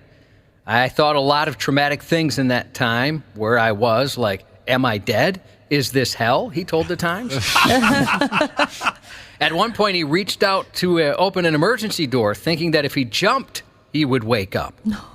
A flight attendant stopped him by grabbing his hand, and he was taken into custody when the flight landed. He previously stated he hadn't slept for 40 hours before boarding the flight. He has since pleaded not guilty to 83 counts of attempted murder, 83 counts of reckless endangerment, and 1 count of endangering an aircraft. Man, don't those drugs sound great? Yeah. They sound like so much fun. I was online. How do I get those types of mushrooms? Those are the ones I want. I got to get my hands on that. That sounds like a riot. A flight took off with 2 missing windows last month, and nobody noticed until they were 14,000 feet in the air. According to a report from the United Kingdom's Air Accidents Investigation Branch, several passengers on the October 4th flight to Orlando noticed it was noisier and colder than they were used to after taking off from London. The 11 crew members and 9 passengers on board the plane were identified as employees of the tour operator or aircraft operating company, and they were seated next to some overwing exits. A man walked to the back of the plane and discovered the window seal was flapping in the airflow and the window pane appeared to have slipped down. The crew member described the noise to investigators as loud enough to damage your hearing. After inspecting the windows, the crew decided to return to London and the plane landed safely. Investigators learned the plane in question was used for filming the day before the flight. The production included external lights shining into the windows to give the illusion of sunlight for several hours. When crews removed the cabin lining near the affected windows, they discovered the foam ring material on the back of the cabin liners was melted and the window panes were deformed and shrunk. Can we get some folks to look after something like that, Josh? Yeah, they said they're going to do better next time. All right. They also found more damaged windows on the same side of the plane, so it could have been much worse. Scary. That's pretty scary, you're right. The 93X Nutcracker with Falling in Reverse, Daughtry, and Sleep Theory just 25 days out, Friday, December 8th at the Armory. Tickets are on sale now. We've got plenty more chances to win, however, all week on 93X. Listen for your chance during the noon and 5 p.m. hours. I'll be there for that. You're going to the show? What? Do you mean in support? I'll be there. You're going to support. Should have seen my face. Be there. Monday Night Football, Buffalo hosts Denver. Jimmy Fallon as Dwayne "The Rock" Johnson, and Nick Offerman and Seth Rogen both on Jimmy Kimmel. Come on. The star of the Has Fallen movies, and King Leonidas in 300, Gerard Butler, 54. Oh, I love him so much. I'm a fan as well. He's a good-looking fellow. He's a punk. He is a pimp, not a punk. One of my friends got to meet him. She works at a hospital, and she got a chance to meet him. None of this ever happened. He wasn't sick or anything. He was there to see a friend, but yeah, it's pretty cool. Where? Which? Here? In Minnesota? I don't want to say where, It but never yeah. happened. Well, you can say the state. Yeah, I'm not sure. Yeah, Minnesota. I think Minnesota. Well, I can tell you this gentleman's from Minnesota. Steve Zahn, actor Steve Zahn. Oh, he's funny. 56. He's a punk. He is not a punk. He's a funny gentleman. We send our thoughts to the Wilson family. Metal grinding, deburring Jesus said today they're going to say goodbye to a member of the sisterhood. Our condolences to that family. God dang. I don't have a name for this text, but they told us a deputy with the Waseca Sheriff's Office lost his son serving our country Friday during a training exercise. They said thoughts and prayers for a friend and fellow Brotherhood member. Yes, our condolences to that family as well. Happy birthday to Lyle, turning 50, and happy 34th to Lily. That's 93X News. Care 11's Randy Shaver. He's very hairy and has a great disposition. Like I said, he loves to hug and he loves to give kisses. On the Half-Assed Morning Show.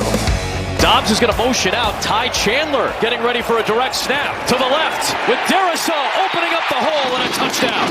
Third down and 6. Stepping up, Dobbs. Nothing downfield. Spinning away. Gets a block from Darisaw.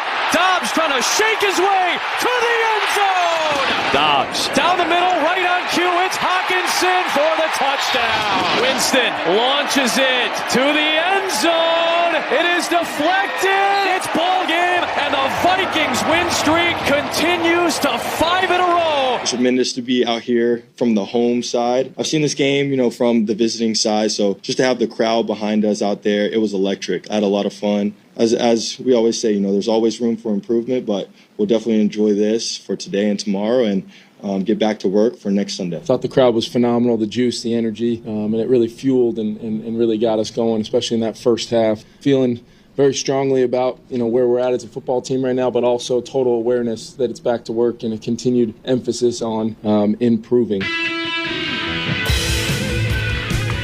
We're all set to have the fellas jump into the mix. Everyone welcome Randy Shaver and Brad Ryder to the program. Welcome. Good morning. Good morning. Get her done, boys. Get her done. Yeah. Get her. What was that audio of? The Vikings? Yes. Yes. Memory serves. The football team. They had to hold off my guy, Jameis Winston. They did. And they beat the New Orleans Saints 27 points to 19 points. Did you guys see the fans in the stands with the astronaut helmets? Yeah. Yes. I thought that was pretty Never funny. saw it. They jumped on that pretty quick. The Pastronaut. That's right. Is what they call this Josh kid who keeps winning ball games. They looked like they were on their way to an easy win, but then you folks were saying earlier things got a little iffy. Second half looked a little different. Yep. Completely changed. Well, it's because Jameis Winston got into the ball game, right? Could be part of it. Yeah. Threw a couple of touchdown passes. Next thing you know, it's a ball game. Right. But in the end, the Vikes got the win. 5 wins in a row. 6-4 now on the season. You got this Josh Dobbs. He goes this way, he goes that way, doesn't he, Randy? He is able to create opportunities for this team to stay alive in certain situations that obviously a Kirk Cousins not able to do. Who? So the fact that he can do that, he's very dangerous. He seems to be very cool and calm under pressure. He's just done a lot of great things, and he's got a great chemistry with T.J. Hawkinson. Yesterday, they were just totally in sync. And I'll tell you what, Randy Shaver. A lot of good stuff yesterday. Brad Ryder, I was watching. I at least caught the first half of the game. I didn't catch the second half. I fell smooth asleep. I drank too much this weekend, and I felt like a pile of garbage. The first half, did that Hawkinson, did he take a friggin' beating or what? Oh, my gosh. Yeah, well, he came into the game injured. He took a savage beating. Oh, he was questionable coming into the game. At one point, that one dude tackled him up against the out-of-bounds line, and he flipped over, landed on his hair. Oh my gosh, yeah, his toes hit. He had quite a above few. His head. He's got rib issues, and like I said, he was questionable going into the game, and he took a beating in the game. So Josh and I removed our bottom ribs on our rib cages. For a reason that might surprise you. Yes, that's right. Really? You can see it on RedTube. Why Josh and we each removed the bottom ribs on our. And then even when Hawkinson, how many touchdowns did he score? One. Okay, the touchdown that he scored, he took a helmet right to the spine. Yeah. It was like watching. They were like mad at him or something. Seriously. It was like, what do they call it in the business, in the wrestling business? A squash match? Is that what they call it? Yep. It was like watching Braun Strowman, in a squash match against some lunch paler. He just took a terrible beating, but he's still up and cutting it loose. Yes, Brad? I think it is possible for people, though, to appreciate what Kirk Cousins does and what Josh Dobbs does. Nope, has to be one or the other, Brad. Very different quarterbacks. What? Yeah, Dobbs, I mean, there's so many times he looks like he's sacked and he gets out of it somehow. Yeah, right. I'm sorry. I was just saying, in those cases, maybe Cousins finds an open guy, but Josh Dobbs can run for 15 yards instead. So I'm more of a out of sight, out of mind, 100% on the Pastronauts, what do you call it, bandwagon. What do you think of this name? He's a rocket scientist, right? How about this? The Pocket Scientist. Do you like that nickname? Because he stands in the pocket. Right. That's kind of cute. I like that. Yeah, I like that too. Medical Device Jesus. Text that in as a suggestion. I like it better than the Pastronaut. You do, huh? Yeah. What do you got against Pastronaut? I don't know. I think it can be better. What makes you a nickname expert all of a sudden? Nothing, actually. We were just talking earlier about these people who were just experts on everything. Ashley's judging up and down. No, it's all of it. All those names are cute. Brad, why you got to bring up Kirk Cousins? We're having a good time over here. We got this new kid. I give all the credit to this guy for coming in and learning the system, and I give more credit to the coaching staff, to be honest with you, to be able to figure out what this guy can do well and figure out within a matter of days what he can and can't do well and put the things into the game plan that he can do well. But he's the greatest quarterback of all time. Right, Everybody he is, can and tell. we're never going to lose a game the rest of the Probably season. not. Yeah. Now, is What's-His-Nuts going to be okay by their next game? Next up, they play Sunday Night Football against the Denver Broncos. My favorite head coach, Sean Payton, I think, still running things. But is What's-His-Nuts going to be back? JJ? Yeah, JJ. Sounds like he's getting closer. I'm not sure if this is going to be the week, but they've got a 21-day window in order for them to activate him. So He made a tweet yesterday about how he's excited to get on the field and play with Josh Dobbs. Well, there you go. More than likely, this will be it, but we'll have to see. All right, 6-4. Things are looking pretty cute for the Vikings right now. It's fun. Speaking of wide receivers, didn't the Saints have a guy who was supposed to play yesterday, but he didn't play because he was throwing bricks through people's car windows over the weekend? He did play. Oh, right? he played? He got hurt. He got hurt. Yeah. Oh, I thought maybe he just wasn't allowed to take the field. So, man, what a gig. Saturday, you can be throwing bricks through people's car windows, and Sunday, they let you go to work. I would think that our bosses might want to take a look at us for a day or two, wouldn't you think? I'm with you. Sit you down. Michael Thomas, so he did play yesterday. He did. Yeah, had one catch. What were the details of this temper tantrum he had? Where Some he was sort of a contractor that was working on his home or well, something? you can't It was that. a home on his street, I think. They were building a house on his street, and he was pissed that people kept parking in front of his house. Oh, well, of course. What do you do then? And apparently he's had some yelling matches with these guys, and he went after a contractor, pushed him over, and threw bricks through windows of their trucks, or at least one truck. Perfectly normal, perfectly healthy. Yeah, Sure. Well, I don't know why people have a problem with that. That's a reasonable, mature reaction from an adult. What is wrong with some of us? I don't know. And you got so much to lose. What an idiot. Yeah, exactly. Right. Somebody like you. Can you imagine when you woke up the next day, could you live with yourself? No, absolutely not. These are just like hard-working, like blue-collar people, too. And it's not like... We're not talking about breaking off somebody's car antenna, or I don't know. I don't think we're talking about them parking in his yard either. I think it's just in front of his house. That's right. Well, that's what Josh just said. Putting bricks through windows. That's how you operate. Back to the Pastronaut, or the pocket scientist. Is that what you said? Yeah, the pocket scientist. Yesterday was his first home start with the Vikings, and I imagine Vikings fans were whacking off to this. There was video of how he couldn't find the Vikings locker room before the game yesterday. They had to point it out to him. It's off the elevator just moments ago. They have to direct him. He doesn't even know where the home team locker room. I mean, that's how new he is right now. That's kind of adorable. That is funny. I got a kick out of a tweeter, a tweet person. I don't know what you call it. Someone who tweeted about it, just a regular schmo, like the rest of us. This was up on a website, and some guy tweeted a response to this story, and I love this. This NFL fan is dying for someone to ask him about himself. He tweeted, "Kind of looks like me at every NFL stadium that I visit for the first time." Oh. It's good. Somebody please tweet this guy or he's going to cry. You got to ask him. You got to ask him about this now. That's an interesting humble brag. He wants somebody so badly to say, "So, you go to a lot of games all over the country, do you?" Looks like me when I walk into an NFL stadium that I visit for the first time. I'm He's so probably been silly to I 3. can never find the bathroom. Yeah. Anybody out there wants to ask me about that I go to... I'm going to the game next Sunday night in Denver. I hope I'll be able to find my way in because I've never been to that stadium good before. luck to you. So nobody wants to... 5 NFL games ended on game-winning field goals yesterday. That's the most in one day ever. Huh. The Seahawks beat the Commodores. That was the 5th game of the day that was decided on a made field goal as time expired. The other matchups, Cleveland over the Baltimore Ravens.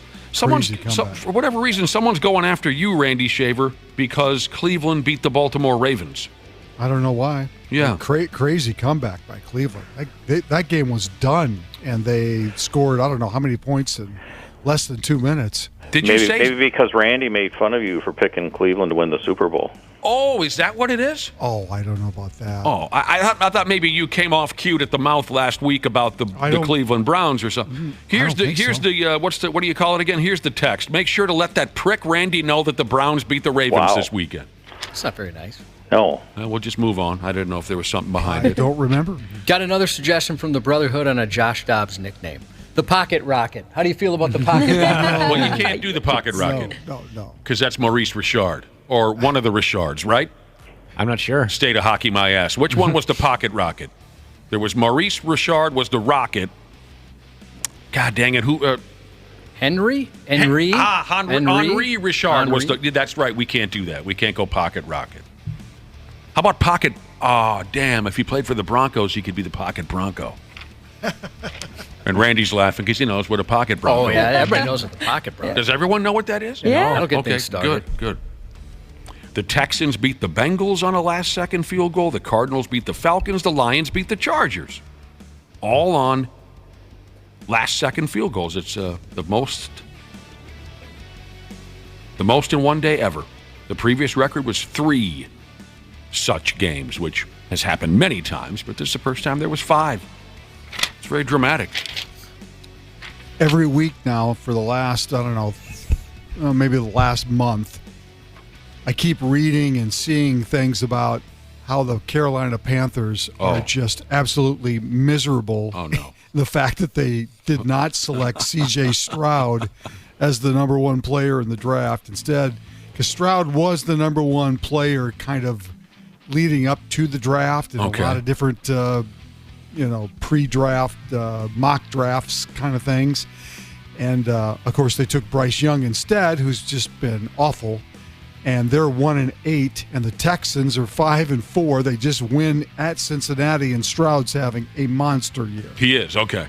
He's having a great season. Well, that stuff happens, right? You're sold on one guy, and you really don't know what you're going to get until it all starts happening, that kind of a thing. Yeah, there's no guarantee you take a quarterback in the first round that he's going to pan out, but it looks like this guy's going to. He's just been phenomenal. I was reading something about the Carolina Panthers. The dude who played wide receiver here for a few years, Adam Thielen. Yeah. Playing for Carolina now. Lots of folks are making fun of him lately on that godless social media because of the quote he gave when he first joined the team. We talked about this. I mean, we laughed our asses off, too. Do you remember what he said? One of the biggest factors that led him to sign a contract with Carolina was that he believes he will have a, quote, real chance to win a Super Bowl. Does everyone remember that or not? Yeah, I think we played that, yeah. Like, come on, man. Just admit you're doing it for the money. Exactly. He's about the only guy they throw the ball to, though. Well, yeah. Yeah, but that's not going to get you to the No, Super it's Bowl. not. A lot of people are going to say I went there for the money and all that. But at the end of the day, again, I wanted to go to a good situation for my family, for myself, and ultimately that I felt like a place seriously had a chance at winning a Super Bowl. How did he say that with a straight face? I mean, and folks are just kicking him in the nuts now on social media over that. That's funny.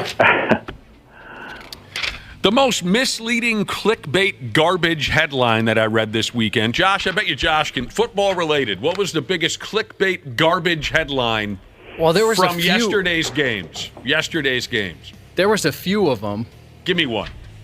What was the one? Wasn't there one about Thielen? That's not it. There was. That's not the one I'm thinking of. Give me a hint. About some violence. Oh, my God. Yeah. Here it is. Punches fly.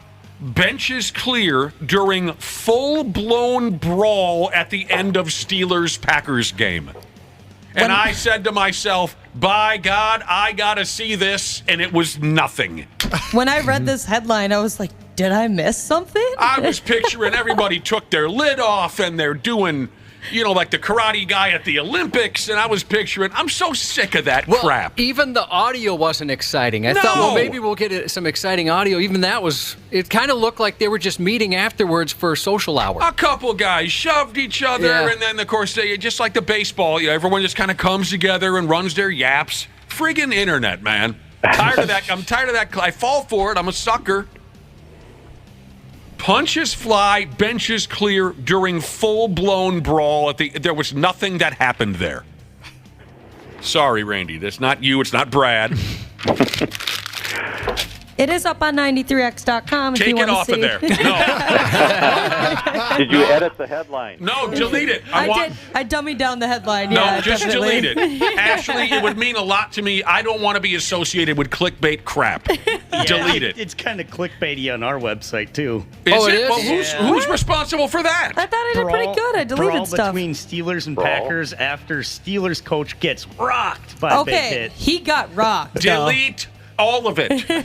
The entire website, actually. That is one thing they didn't lie about. He did get absolutely rocked. I bet that hurt. A coach got knocked over. Happens every game. Delete the whole thing from our website. I don't want to be associated with it. I'm being totally honest with you. All right.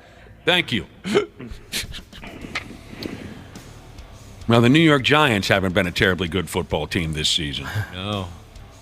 And I guess they reached a new low yesterday. They got just pumped by the Dallas Cowboys. I love the Cowboys. Jerry Jones, everything about it. I love it.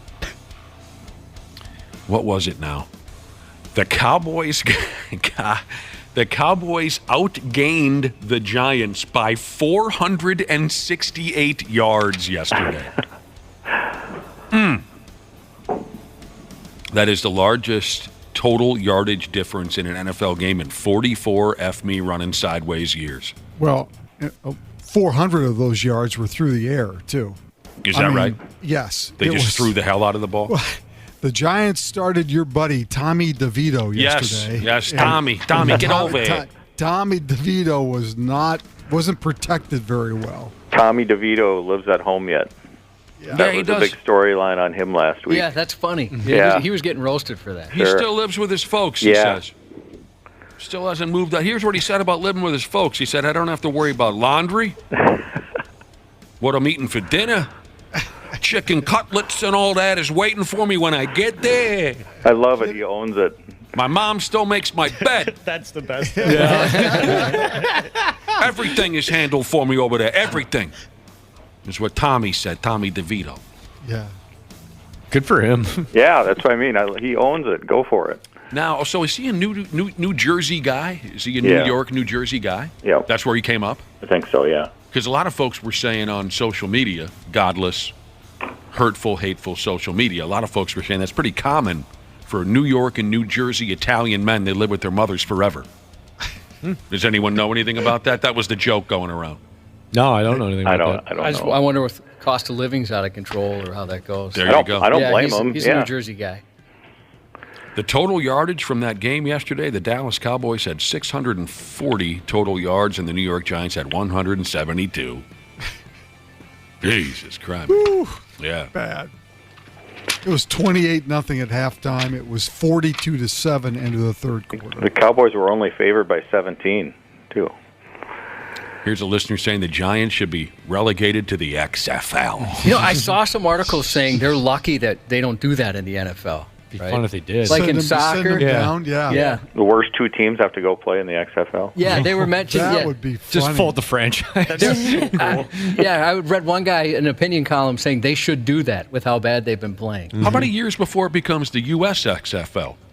Because they're merging, Yeah, right? they are merging. I don't know. I think it's this year. This is the US XFL. XFL. That's how Vinnie Mac said it. We seem to hear a lot from former NFL wide receiver Chad Johnson lately, Cubby. Why is that? Why are we hearing so much from Chad Johnson? Well, he's got his show, and I guess he's got enough stuff that people are interested in. Oh, he's got a television program? Is it YouTube? I forget. Yeah, I think it's on YouTube. Yeah. Friggin' YouTube. We don't hear as much from another guy here, goofy-ass Terrell Owens. We don't hear as much from him, which maybe is a good thing. Yeah, I was going to say I'm okay with that. The two of them got together a day or so ago, and they they put together a video, put it up on social media, where they were talking about an orgy that they experienced years ago in the Dominican Republic, where they had sexual intercourse with 17 women in 12 hours. We was about 17 women in 12 hours. Was it 17? 17 women in 12 hours, boy. I don't forget nothing like that, boy. 12 hours. 17? 17, boy. Man, I thought it was about 12. Nah, it wasn't 12. You can't end sex on even numbers. That's how I know it was an odd number. It was 17. He left 5 women out of that thing. Terrell Owens, he remembered it was 12. But Chad Johnson says, no, it was 17. Clearly. And you can't end sex on even numbers, is what he said? It's not. Owens joked around about, he said he was spent after 2 or 3 women. He couldn't go any further with it. But Chad Johnson kept pumping away. Well, that's cute. Share that story with if you see your folks tonight or anybody out to dinner. Maybe Tommy DeVito will talk about it with his folks. Sure. Tommy, at the dinner table while they're having cutlets. Oh! That's Tommy DeVito's house right there. 17 women in 12 hours. Josh, you and I think we could have reached that mark if you would have just slutted it up back in the day. I had a couple of years of it. College football. Golden Gophers lost to Purdue. How do you call that school again? Purdue. They lost by a couple points there. Now they got to play the number 1 team in the country. I give Purdue a lot of credit. They went out there and executed, did a really good job. They played really well. Scored a lot of points, partially because how we played. Offense, defense, and special teams just wasn't good enough tonight. I thought we got tons of great takeaways that we can pull from this. And then there's also things we have to continue to get better at. That sounds like PJ Fleck. Tons of great things we can take away from it. Yeah. Okay. You know, I didn't watch a hell of a... That's called talking without saying anything. Oh, God, that's just so brutal. I didn't watch a hell of a lot of the ball game, but I did catch towards the ass end when it was quite clear what the end result was going to be. And I don't think I've ever seen PJ Fleck just look so vacant. Mm-hmm. His facial expression was just... He was checked out. I think there's a very decent chance this team could end up under 500. Oh, of course. They're going to lose this week, and then they've got Wisconsin coming up, and they'll have to win that Wisconsin game to even be bowl eligible. Who would have thought that? Well, all you need these days is to have a pen at the ready to be bowl eligible, to sign up and agree to go play in a bowl game. Well, if they lose these last 2 games, they'll be, 5-7? Yeah, they're not going to make a bowl game at 5-7. Right. That doesn't really matter to me because bowl games are just handed out like Halloween candy. No, you're right. That doesn't matter to me. I mean, 6-6 should not earn you a bowl game. I mean, it's been tough. I mean, they're obviously outmatched by some of these bowls. They had a couple games that got away from them, but obviously they didn't. Purdue was just by far the better football team. And the comment I was making about PJ Fleck, I'm not trying to be critical of the guy with that comment. All I'm saying is, boy, did he look completely just done with the operation. Somewhere towards the beginning of the fourth quarter. 28-point underdogs at Ohio State next week. Yeah, I mean, how could you not be? Mm-hmm. You know, actually surprised it's not higher. I was going to say, if I had to go on one side of that, I know what would it be. So the Big Ten suspended Jim Harbaugh, my favorite guy in the whole world. He cannot be on the sideline during games through the remainder of the regular season as they're investigating this sign-stealing story. He's still allowed to coach during the week. How over-dramatic was some of the television coverage involving this effing Jim Harbaugh suspension? It was crazy. So funny. They really were acting like he died. Mm-hmm. That was... Yeah, that's what some sports blogs were writing about. He's still alive. It was... They still see him. He didn't go anywhere. You can wave to him right now. Yeah. Totally pathetic. They It really was probably pathetic. figured out a way to pipe him into the headsets even, so he was probably talking to him. Oh, yeah. at the game. There's no way he wasn't in touch with Was he the people. allowed to be at the game? No. Okay. But they talked to the quarterback for Michigan after the game. He's a kid, whatever. He's a friggin' kid. He's wrapped up in it, but He's it was funny wrapped how he's up in like, it. I just saw him last night. Yeah. As if he had passed away. Does he have these kids brainwashed or something? You're gonna see the guy in a half hour on the airplane ride. He's in a half hour.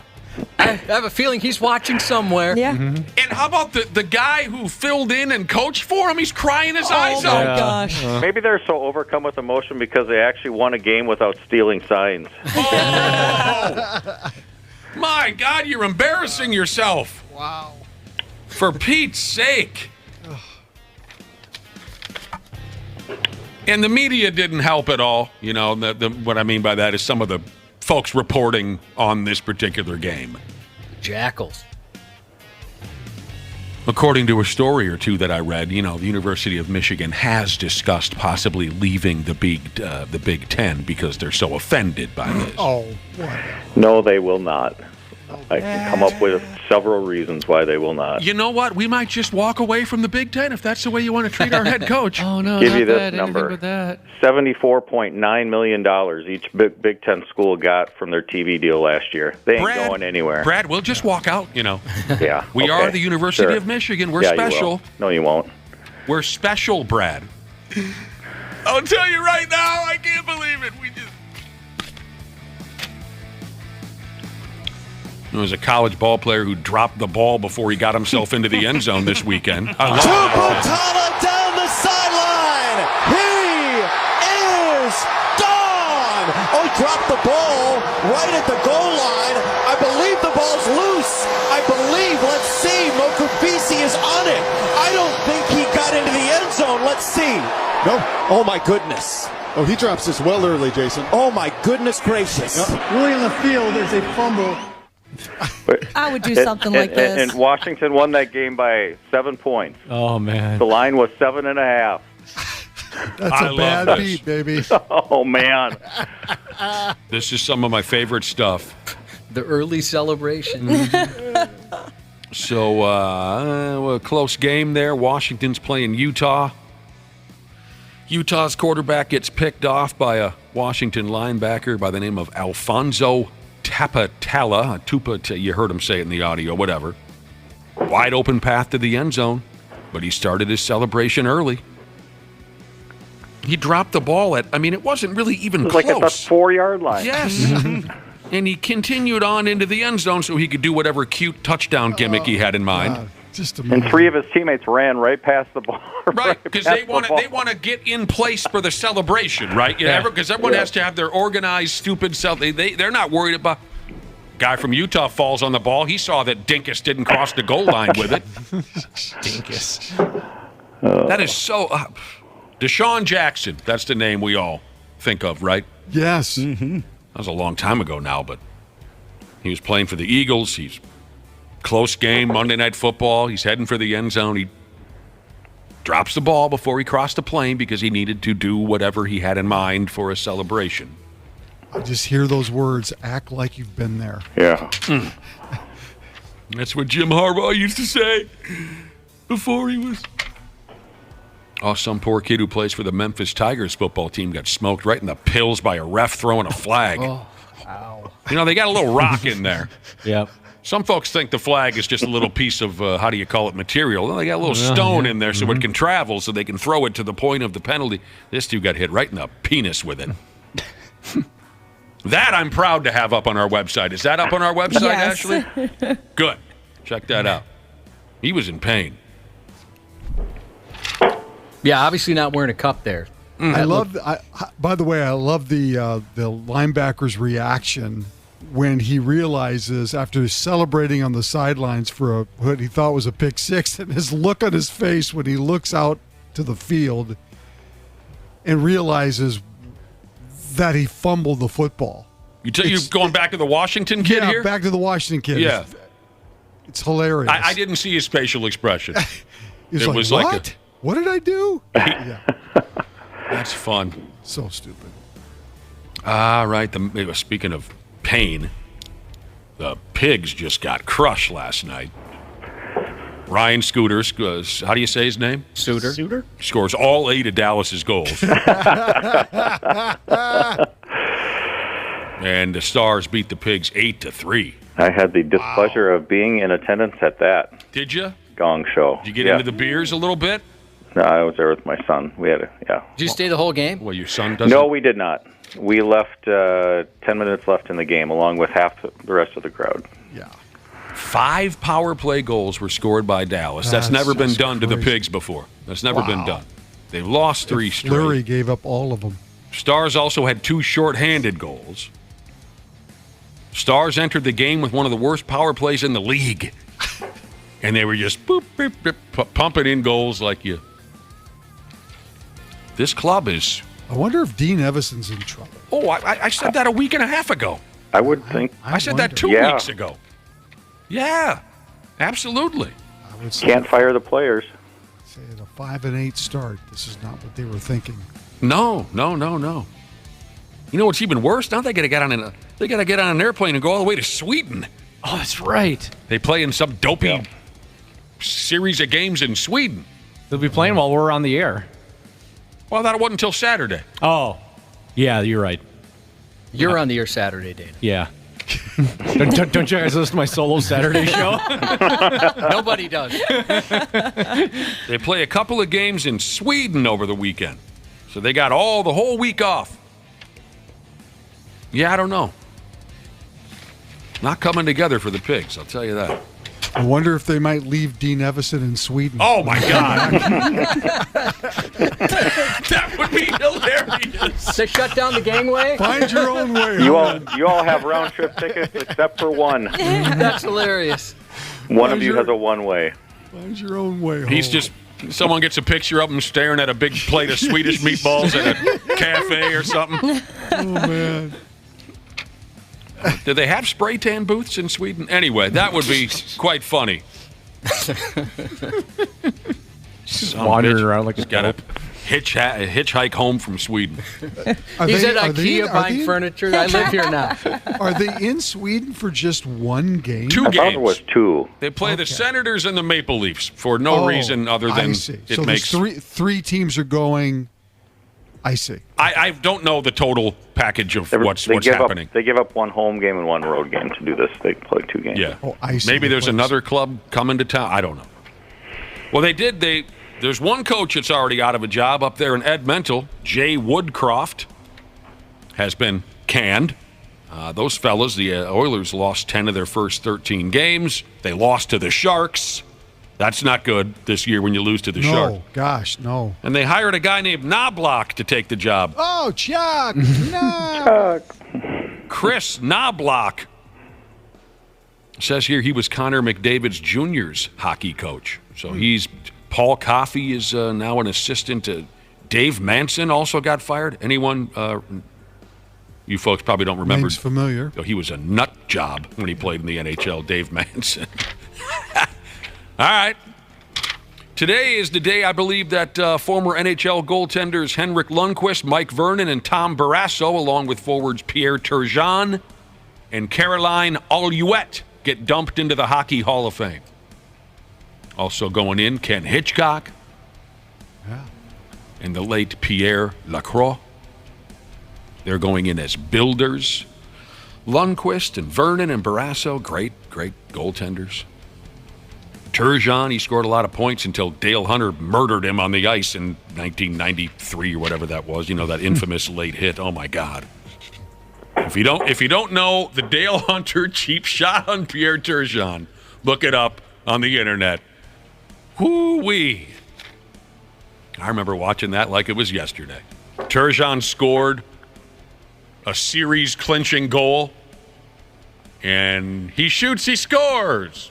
1 1,000, 2 1,000, 3 1,000, 4 1,000, and then Dale Hunter crushed him into the glass. Broke his collarbone. He couldn't play any further in the playoffs. The Islanders' season was over. So there you go. What else is going on? Well, we got plenty. We got plenty more. Before we get to the Timberwolves, I wanted to toss this last NHL note your way. This is beautiful. I don't know if I ever heard this story before. It's tough for me to tell stories like this because you guys know how fond I am of drafts. I love you love drafts. Some of your biggest parties. Mock drafts. You love real drafts. Fantasy drafts. All 7 days of the NFL draft. Yes. Every bit of it. Every bit of it. I love that. I love to go to Egan or wherever they go. I put my beads on put your jersey on, and my my Jim You're Klein the first saucer. one in line. Mm-hmm. Viking Zubas. Screaming and yelling at stuff. The Buffalo Sabres drafted an imaginary Japanese player in the 11th round of the 1974 NHL draft because their general manager was bored with how long the draft was taking, and he invented a player named Taro Sugimoto as a protest over how long the draft was taking. Oh, that's amazing. At first, I thought you were going to say he got duped into believing this dude actually existed, and find out he was an imaginary. No, he created him. Yeah, that makes it even funnier. Nobody realized it was a joke until the following year. Trades were probably you mean made. The Buffalo beat writer never even checked into it? Some beat writers hanging out at the airport waiting for the guy to show up. Well, it was 1974. I don't know how deep of a dive did writers take back then, I suppose. But I think it's great to at least consider the idea that maybe there were trades made, considering this. Should we trade this forward to Buffalo? Well, they already got that Sugimoto guy who's supposed to be pretty good. So maybe we should trade with Washington instead. That is funny. I can just picture this GM just drunk and tired at the end of we got to make one more pick. Make somebody up.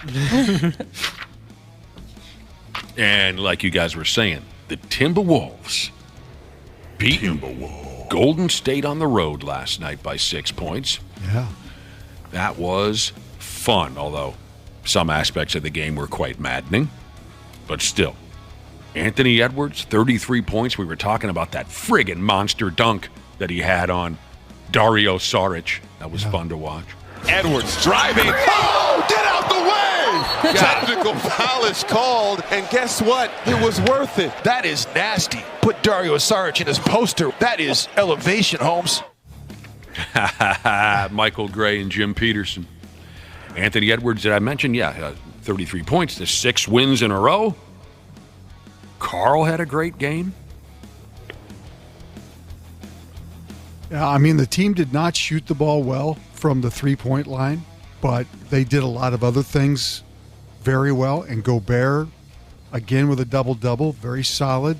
5 blocks last night. He's looking a lot like the guy that they wanted to be here last year. He still hasn't quite figured out those free throws. A defensive presence. No, I don't know that he's going to. No, he's not going to. He's never been a great free throw shooter, but no. Yeah. But my God, what? Someone total up his free throws this year, if you can, on a stats page somewhere. It's worse than usual. It's worse than usual. Yeah. But no, you're right, Randy. They did some great things, and just collectively, maybe finally, their defense this year is legitimate. Well, so far, the answer to that is yes. Yeah. So far, you can't argue with that. Yeah. But it's so far. So, the key for this team is that they've got enough talent to be very competitive night in and night out. But the deal is going to be, can they sustain all of this? And that's what Chris Finch said. Can we sustain it? Can we, every game, bring that intensity? And they figured it out. I think they at least figured out who their guy. I know my guy's back. He's a little late today. I don't know why. Late. He must have had a long weekend. Must have had a lot going on this weekend. He's a little late. Down the stretch of games, the games that I've watched this year, the games that they've played well, they figured out who the guy is to get the ball to. Yes. It's not Carl trying to take over. Nobody's fighting for the ball. Right. They know that it's number 5. That's who gets the ball. And that's who should get the ball. They had a 35-point third quarter. Things are looking really good for the Wolves. Now, these two teams will play again tomorrow night, and this will be part of that in-season tournament. Woo! Yep. They won their first in-season tournament game. By God, they did. They beat San Antonio. Rudy is shooting. Rudy's free throw percentage this year is 55%. Career, he's 63%. So, he is down off his season. Worse than average. usual. God help us. What was it against? Was it the San Antonio game where he was 2 for 10? 2 for 11. God dang. That makes me nuts. You got to try hard to miss 9 of them. He almost figured out a way to lose that game last night if you watched the end of it. Well, yes, I hate that. They're milking the clock.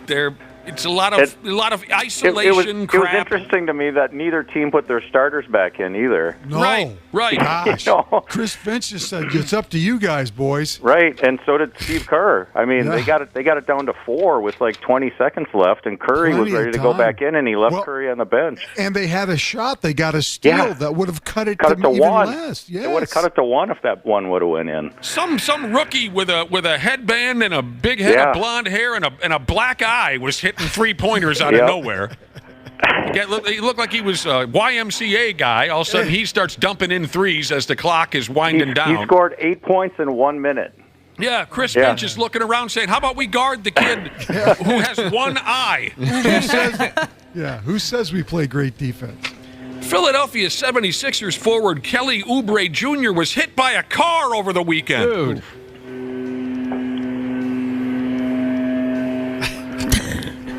My guy likes that story. Hit by a car. But it sounds like he's going to be okay. He's going to miss significant time. I didn't have any list of broken bones or anything like that. Jesus criminy. Got hit by a car. Did you guys know that the world's tallest teenager has agreed to join the University of Florida Gators basketball team next season? I didn't hear this. He hasn't signed an official letter of intent, so maybe Ben Johnson has some time to make some phone calls. So the decision isn't final yet. We have mentioned this guy before. I don't remember why. Well, maybe because he's the tallest teenager in the world. I guess that should have dawned on me. But he's 7'6" tall. His name is Olivier Veilly.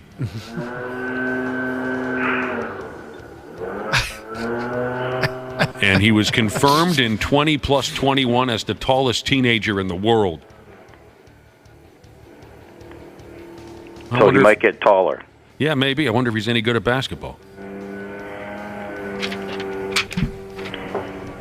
His dad is 6'8", his mom is 6'2", his brother is 6'9". He comes from a tall family. So that'll be interesting to see. 7'6". Well, what is Victor Wembanyama? 7'5"? I thought he was 7'6" too. Oh my gosh. Oh, I thought it was more like 7. That's just too tall. Should we check and see if the leaf blower guy's listening again? Yeah, Sure. let's give him a test. Everyone? Sure. There we go. Hey, leaf blower guy, it's the Half-Ass Morning Show over there at Brad Ryder's office. If you can hear us, give us 3 pumps, like a wing, wing, wing.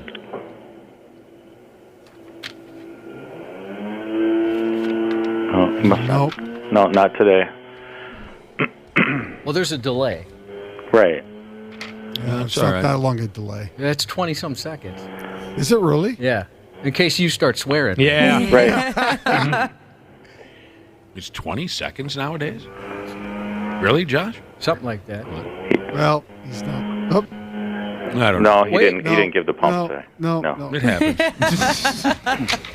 Well, we got to go. Monday Night Football tonight. It's somebody against somebody. That is accurate. And then we'll... Buffalo's playing, right, Dana? Yep, Buffalo's Broncos. Who do they play? The Broncos. That's the Vikings' next opponent, the Broncos. Right. Yeah. Well, that is a throw ride that I can't wait to jump upon. So we will talk to you tomorrow. Randy tomorrow, Brad on Wednesday. Okay. Thanks very much. Half-Assed Morning Show. They're loud, they lose control, they do their little circus act, they're a nuisance. 93X. Did you know that Standard Heating has over 700 years of combined experience in the heating business? Now that's a lot of brain power. Hi, Corey here. As the call center manager at Standard, I'm proud to be able to work for a company that provides top solutions and experiences for our customers. Ashley, tell us more. Take advantage of Standard Heating and Air Conditioning's HVAC Black Friday specials and save up to $1,500 on a furnace and AC combo or $1,000 on a new boiler. Check out the hottest deals in town all through November at standardheating.com. Get an inside look at Hollywood with Michael Rosenbaum. Let's get into the fascinating, wonderful Bonnie Wright. Oh, yeah. Ray Fiennes was the most chilling actor to work around. He wasn't funny and making jokes. No. A little bit, but in, like, Voldemort way. Did you feel like he got very little direction? They let him do what he was just doing? I'm sure he was probably the type of actor that would go kind of quietly and speak to the director rather than What am I doing wrong? What do you want me to do? Inside of You with Michael Rosenbaum. Wherever you listen. Dr. P. Jesus. The 93X Half-Assed Morning Show. Oh, man, the excitement always peaks when our guy Dr. P swings by, especially when he's in studio, and that's the situation this morning. Welcome back to the show. It's 8:23. If you have a question about your overall health, you can text us 651-989-9393, and we'll turn it over to a friggin' pro. It's our pal, Dr. James Parnell. Most folks call him Dr. P. Jesus. Good morning. Good morning. It is actually awesome when I come in here and there's a standing ovation and just sort of you guys doing the wave. I cry every time. Yeah. I mean, I don't get a lot of that outside of here. We sent some women after you, too. We brought some women in for you. Yeah. All throwing their underwear at you. Right. We actually got to, hold on. We just got to move them away here. I don't want to be distracted. Yeah. They want you to find out what they've got going on down there by throwing their underwear at you. What's wrong with me? That would be an interesting game show. How you been? I'm doing all right. That would be unbelievable. Doing all right. Game show to be. You're doing good. We're happy to have you in studio. Yeah, good to be here. Anything new the last couple weeks you'd like to tell us about before we start fielding questions from our terrific listening audience? No, I think we should just get right to it. No more pickleball camps or anything in between? No camps, but I mean, I'm full on board for the winter. Just trying to make the transition, to realize my dream. The transition to what? Oh, to playing inside. Oh, indoors. Yeah. Although, there's actually maybe a few more days this week of it's supposed to be nice this week. Putzing around outside. Yep. Well, you'll be tearing something soon enough. No kidding. I always think of you when I feel a little tweak. You will be tearing something soon enough. Great. And you'll be coming to visit us and tell us all about it. Right. And that'll be fun. You want to get ready to the questions? We can do that. I have just been texted a question from quality analyst Jesus. This sounds terrible. He wants to know if you're familiar with something called ice pick headaches. Here's where they continue on. Are you familiar with ice pick headaches, and should I be panicking and getting my affairs in order? I experience multiple occurrences per hour over the course of a couple of days. Are there any known triggers for them? I have never heard that said aloud. It sounds awful. Ice pick headaches. I think it's the same thing as cluster headaches. Okay. I maybe have to look that up on the break just to be sure. But cluster headaches, it sounds sort of like what he's got too, because they do come in clusters. But the description typically has been of like an ice pick or something sharp jabbing into your eye and going into your brain because it's so focused. It's terrible. That eye starts tearing and. Does it fall out eventually? No, nothing wrong with the eye, but I don't want the eye to fall but out. it is the kind of headaches that makes people want to jump off a bridge.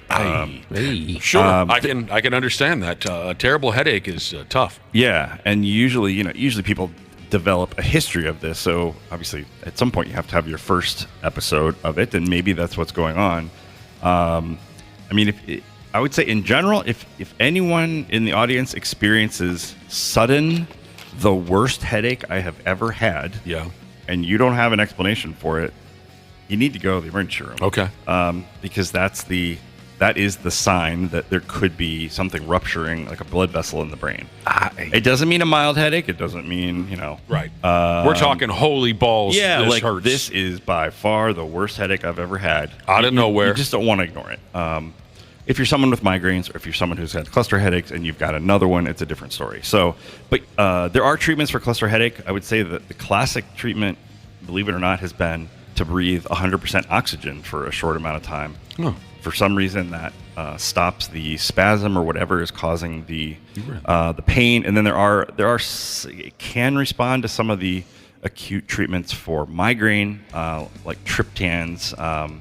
Imitrex is one of the triptan medications, and there's others. Okay. But not great. And then if you're someone who's getting them all the time, you need to be talking to a neurologist and be on some medications to prevent them. Triggers, I would say, I guess I'm not as familiar with cluster headaches because they're more rare. Hard rock and video games? Yeah, probably. Migraines clearly have triggers, and that can be all sorts of things, including lights. Fatigue is probably the most common. Certain what do you call it? Sulfites in wine, red wine, particular. Aged cheeses also have sulfites. Really? Yeah. So the stinkier you are the most cheese. knowledgeable man in the world. Certainly when it comes to stinky cheese. No, but yeah. But and so other foods. Occasionally, people are so sensitive to smells like perfumes and things like that. That's really interesting. Cluster headaches, I don't think of it as being so much triggered by things, but I could be wrong about that. I dated a girl who had migraines. You're correct. Speaking of stinky cheese. Oh, man, it was terrible. She had, her name was Brie. Strangely enough. No way. No, it wasn't. And it's not one of the stinkier cheeses. She had terrible headaches, Cubby? Yeah, so she had migraines, and I had obviously heard of migraines, but I had no idea how bad they were. But you mentioned smells. Bananas, for whatever reason, was a trigger for her. And then lights, when she would have, we lived together, and when she would have migraines, I mean, I'd be gone. No noise, nothing. She couldn't handle any of it. I would assume any interest you had in sex also caused a migraine. That's true. A lot of women do get headaches in my history. Was that the house when you were living with her? Was that when that cat puked into your mouth? That's the one. Yeah, it was her cat. Nice. Her cat puked right in my mouth. Into his mouth. I can still taste it. That's so messed Like up. a hairball? No, vomit. Straight Friskies. Yeah. Hot, yellow vomit. Good Clean Living Jesus said, my doctor has me on 3 blood pressure meds. Is that normal? What? And because of them, I can't keep an erection. What can I do? Bummer. Okay, Can't keep any wood around there? That's what he says. Yeah, that's not good. Certainly with so high blood pressure or hypertension, it depends how high it is. If you go in and you have slightly elevated blood pressure and you've maybe tried to exercise a little more, lose some weight and haven't been successful, typically we would start you on one medication. If maybe you have skipped your yearly physical for the last 10 years and you show up and your blood pressure is quite high, it's not too uncommon to be put on like a combination pill that has 2 different medicines in it because they sort of work. I'm busting out all kinds of good words today. Synergistically. Whoa. So the additive effect of the 2 meds is more than you might expect from just literally adding them together because they work in different ways. But if you're still not controlled at that point, then sometimes you have to move on to 3 or more. Unfortunately, with blood pressure medicines, things like erectile dysfunction are not terribly uncommon. It's one of those things that you got to talk to the doc, and depending on which medications it is, you probably can guess which one. And then it's just a matter of, is it critical that we get your blood pressure lower right now for some reason? If not, we can maybe wean you off of that medicine, see if the problem goes away, or switch you to something else. The problem with medication adjustment is if you start changing multiple things at the same time, you don't know what's causing problems or what's improving things. And the last thing that's available if you need to be on those many blood pressure medicines are things like Viagra. That can certainly help with erectile dysfunction. The old Brajol. Yeah. Yep. Right. But blood pressure medicines affect the tone of blood vessels. So whether relaxing them or constricting them, I mean, not typically constricting them, but not in the same way that things like Viagra do. Viagra I was just going to ask you about this. So if you have high blood pressure, you're taking these medications, can you take Viagra? You can, yes, you can. The thing you don't want to do with Viagra particularly is take nitroglycerin, which is, so if someone has heart disease, they may carry around some nitroglycerin if they get angina, so sudden pressure in the chest that they and the cardiologist or the family doctor have decided, okay, you can take some nitroglycerin to kind of relieve that for a bit here because we're not going to have you go to the hospital every time. You don't want to take nitroglycerin with Viagra or the other ones. And that's very labeled on there because that will drop your blood pressure like through the floor. Does anyone here have blood pressure problems? No, thankfully. I always seem to win every time I go in. Nice. I win that high. I win the blood pressure. Yeah, they always say good job. Oh, good job. Yeah, Okay. they say I'm good. That's what I mean by that. I always Yeah. win the blood pressure contest. They tell them I'm looking pretty. I have a buddy who's had blood pressure issues. I thought it was kind of at a young age, he started to develop blood pressure issues. But ever since he found out he's done the right thing, he drinks, he smokes, and he doesn't get any sleep at night. Oh, thank God. Right. And he probably doesn't go back to the doctor, so they don't tell him anything's wrong. Well, he has to go back to the doctor now because he's covered in hives. But anyway, he has hives every other day. Yeah, one thing, Nick, I assume you're still on medicine for your heart rate Yes, I stuff. am. Yes, and that typically is a blood pressure medicine, You're even right. though that's not why you're taking it. You're right. So But he can still get quite an impressive erection. Yes. If you were curious. How big of the doctors always say, well done on that, too. Yeah. All right, now we move on to the boner test. Is high blood pressure a big-time tell of your overall health? Yeah. Or is it not that great of a concern if you're... Well, Can that be hereditary? Oh, yeah, it's absolutely hereditary. I've heard this talked about. Basically, people's blood pressure goes up as you get older. So the number one risk factor for having higher blood pressure is being older. Okay. Well, I got a buddy who he's 48. He's my age, and he's a marathon runner, and he's ripped too. I mean, he lifts weights, and he has high blood pressure. He has to take medication. He's had it his whole. Well, whenever they diagnosed it, for as long as I've known him, and I've known him for 10 years. Is he covered in hives? No, he has no hives. Yeah, that's interesting. I mean, that would be unusual, but that's less common. But certainly, maybe that's a family history thing. Maybe it's a. He said his dad had the same thing. Okay, yeah. So it's the factors that control blood pressure are many. It's an endocrine thing. It's a blood vessel thing. It's a heart thing, but it involves your kidneys so intricately. And I would say, so on its own, high blood pressure, if it's not controlled over many years, it beats up the blood vessels in your body, and you have those going to important places like your heart, your brain, your kidneys. Sure. And so if you don't treat it, it is a bad thing. But on its own, it's not like it's doesn't tell you much. Is there one because that's it's so worse than common. the other? Like, is it worse to have high blood pressure or low blood pressure? Are they about the same, danger-wise? Well, if you're on medications for high blood pressure and you're having low blood pressure because you're on too much or for some other reason, that's not good. Sort of like if you're diabetic and you're on too much insulin. I wonder what my blood pressure would look like if you made me watch an Adam Sandler movie in its entirety. Wasn't he just in town last night? Yeah. Did you go, Nick? Were you there? I was there. You were. I loved every second of it. All right, we don't need to go on and on about blood pressure. I was just curious. But low is pretty unusual, honestly. Okay, it's unusual. We got a text here from someone who says, I'm out of my antipsychotic 2 days so far because I ran out and can't call my psychiatrist until later today. I'm starting to have auditory hallucinations. Is this a crisis thing? Jesus. I'm not schizophrenic. I'm bipolar. Well, boy, that's unusual. I mean, for us to get a call like that or a text like that, it's not good. So bipolar, already having auditory hallucinations. That would suggest things are quickly getting out of control because you would, bipolar is manic depression. The antipsychotics try to they're a mood stabilizer, so it tries to keep you in between those. Usually if you're starting to have auditory hallucinations, it means you are quickly going into a manic phase, and that can be dangerous because your judgment just gets very, very impaired. I would say, getting a hold of the psychiatrist's office today is critical. So don't just leave a message. Insist on talking to somebody. And yikes. Clearly they need to get you back on medication, and they may say, come in for an appointment, or they may say, depending on what you are experiencing, they may need to arrange to have you in the hospital for a couple days to keep you safe. That seems very quick for things to sort of escalate like that. It does.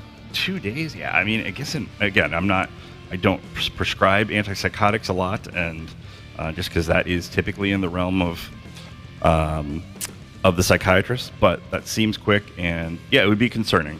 I mean, that's a lot of insight, honestly, to send a text telling us that, so that's good, I think. Right. I'd say most people who are starting to do that probably wouldn't think to reach out. So, so talk to the psychiatrist today, and you absolutely you need to have a plan. Take care of yourself. Yeah, and if you really feel like you're not safe, like if it's hard to imagine auditory hallucinations for most of us, obviously.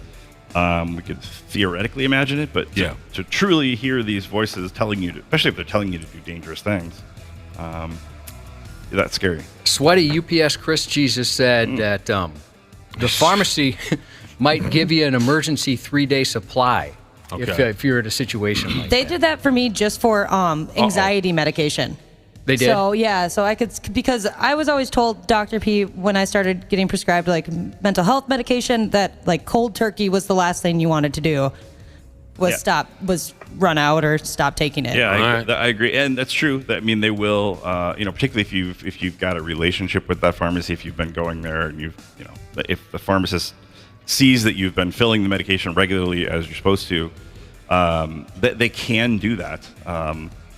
But again, if it was Saturday and you hadn't heard back from the psychiatrist and now you're not going to hear from them for another couple days because it's the weekend, then I would definitely go do that at the pharmacist, because you should be able to talk to their office today. I think, go ahead and do that. I'll tell you, I came off a epilepsy medication and... Oh, you went crazy. Yeah. So the way they had... It was my regular doctor who had me... go off it, right? I should have went to the neurologist. Just completely go off of it, not change it? So, no, we changed it, or she changed it. So I was on 300 milligrams, and we went down like 50 a time, right? Like 2 weeks. And I kept feeling better and better and better because this medication wasn't working for me.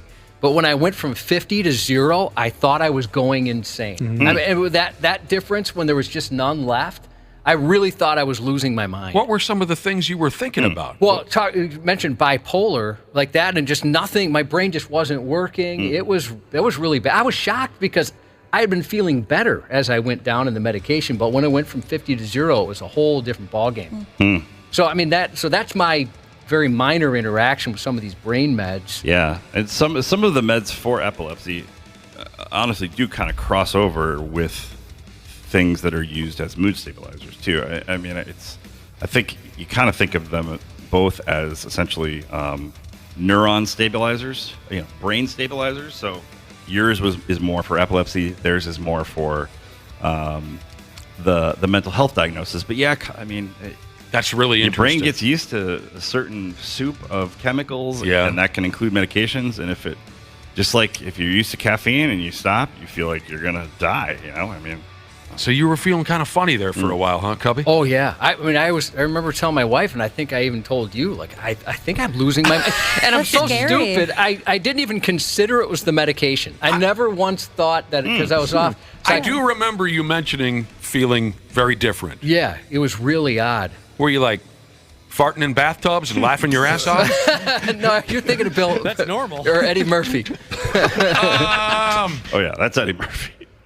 Okay, we got time here to run another route here before we got to take a commercial break. Sure.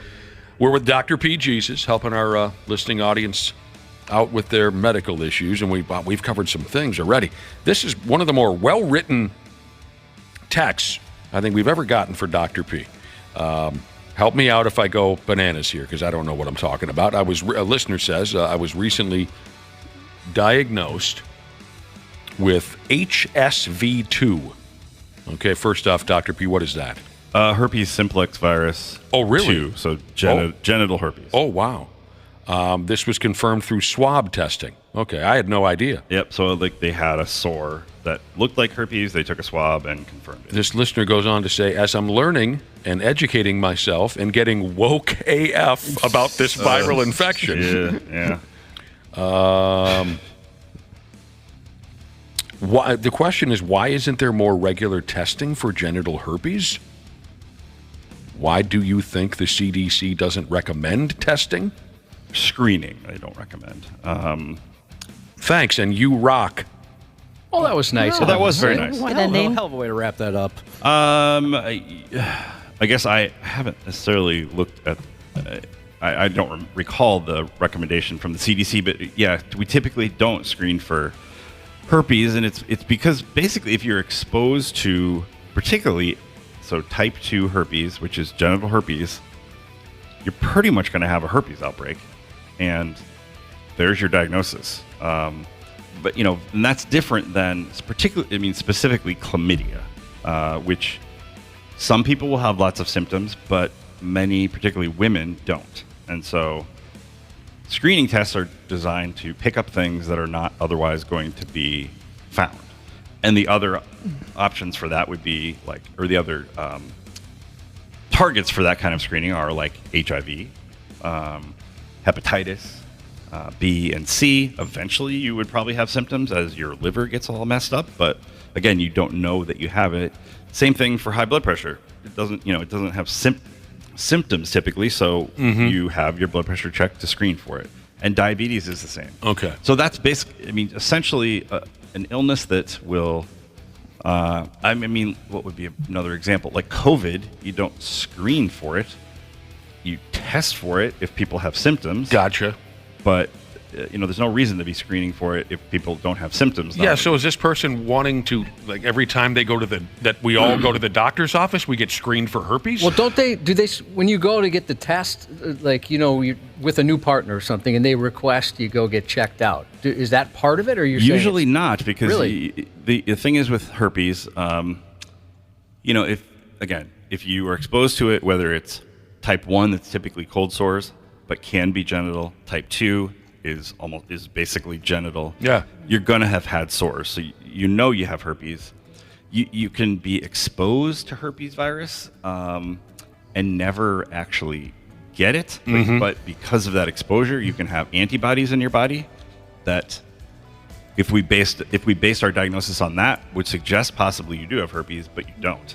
I sure as hell don't. So those antibody tests are misleading. So we don't use them to make a diagnosis. I sure as hell don't want to be swabbed every time I go to the doctor's office. Yeah. So there's I think that hurts. I would say most people when they get that's what they do with the herpes? Well, this individual said their herpes was confirmed with a swab test. Right, but it's not urethral typically. It's going to be herpes is typically external genital. Urethral. Well, truly. So it doesn't involve the urethra. So they just swab in the area. Yeah, they swab. It's like having chicken pox of the vulva area. Oh my God! That would I'm not sure why I said it like awful that. and painful. Vulva pox. I liked how you said that. Anytime I've ever said the word vulva in practice, I've said it like that. But yeah, so people who get herpes are so bummed out about herpes, and they are sometimes like, "How did I get herpes? Why did this happen to me? Right. Why couldn't I have been? That's a terrible thing. It's a bummer. Yeah, that's very interesting. Dr. P. Jesus. The 93X Half-Assed Morning Show. Yeah, we got our pal Dr. P. Jesus up in here. And by God, our listening audience has had some great questions for him this morning. 651-989-9393 is how you get a hold of us. We got a time for a couple more skis. How about this? Let's go over and see what's happening with this gal's uterus. Huh? I'll meet you guys over there. All right. I'll meet you over there. All right, be right there. Are we there? Dr. P, listener says, this is only bangs in the morning sheezes. For the past few weeks, I've been getting a vibrating sensation in my uterus/ovary area. It seems like a muscle spasm or twitching of some sort. Sup with that. Vibrating, twitching sensation in the uterus-ovary neighborhood. I'm a little bit stumped. I think I know the feeling she's talking about. You do? I have no idea why it happened. It kind of feels like, if it's what she's talking about, it feels like one of your nerves is kind of like freaking out, or like, like one of your nerves is like shaking almost. Like twitching? Yeah. Okay. Well, remember. If that's what she's talking about, though. Remember, she only bangs in the morning, if that helps anybody. Right. Is that a red herring, or is that actually an important clue? I don't know. Don't know. I guess I'm not sure. There are ligaments in there that kind of hold the uterus in place and the ovaries in place, but they don't have muscles in them, so they can't twitch. Certainly your abdominal muscles can... Christ almighty, is it a baby? It could be a baby, or... Hey, congratulations, you're having a baby! But, I've actually heard stranger things. Wait, have I not heard stranger things? You know what I'm saying. Yeah. Occasionally people are 9 months pregnant. They don't realize it. So... Oh, really? If you're like, I have this feeling lately... Is the baby kind of shaking the cage? Like, let me out! Yeah, right. It's been 10 months! Right, so if she also thinks and says, oh, I have this feeling and I haven't had a period in 8 months, then yeah, that's probably good to get checked. Well, go get checked out. If you used to have 3 vibrators and now you can only find 2 of them, that is, I mean, my God. When's the last time you saw your cell phone? Right. But yeah, I mean, a muscle type thing certainly could be. That's the only thing I can really think of. Because you get cramping associated with obviously the period, the old period, endometriosis. I guess that would be the one thing that might do it. So endometriosis is where women will have the endometrial tissue that's supposed to be just in the uterus and is part of the lining of the uterus that sort of builds up over the course of the month and sloughs every month. Fair enough. She should go get checked out. Yeah, that can end up in your abdomen on the abdominal wall and start to cause all sorts of weird symptoms. I want to hear more about these women who are 9 months pregnant and they don't know about it. That would be the worst thing ever. It's women who typically it's women. God, dang it! It's women who are a little larger than skinny, but not. But you could be shocked actually.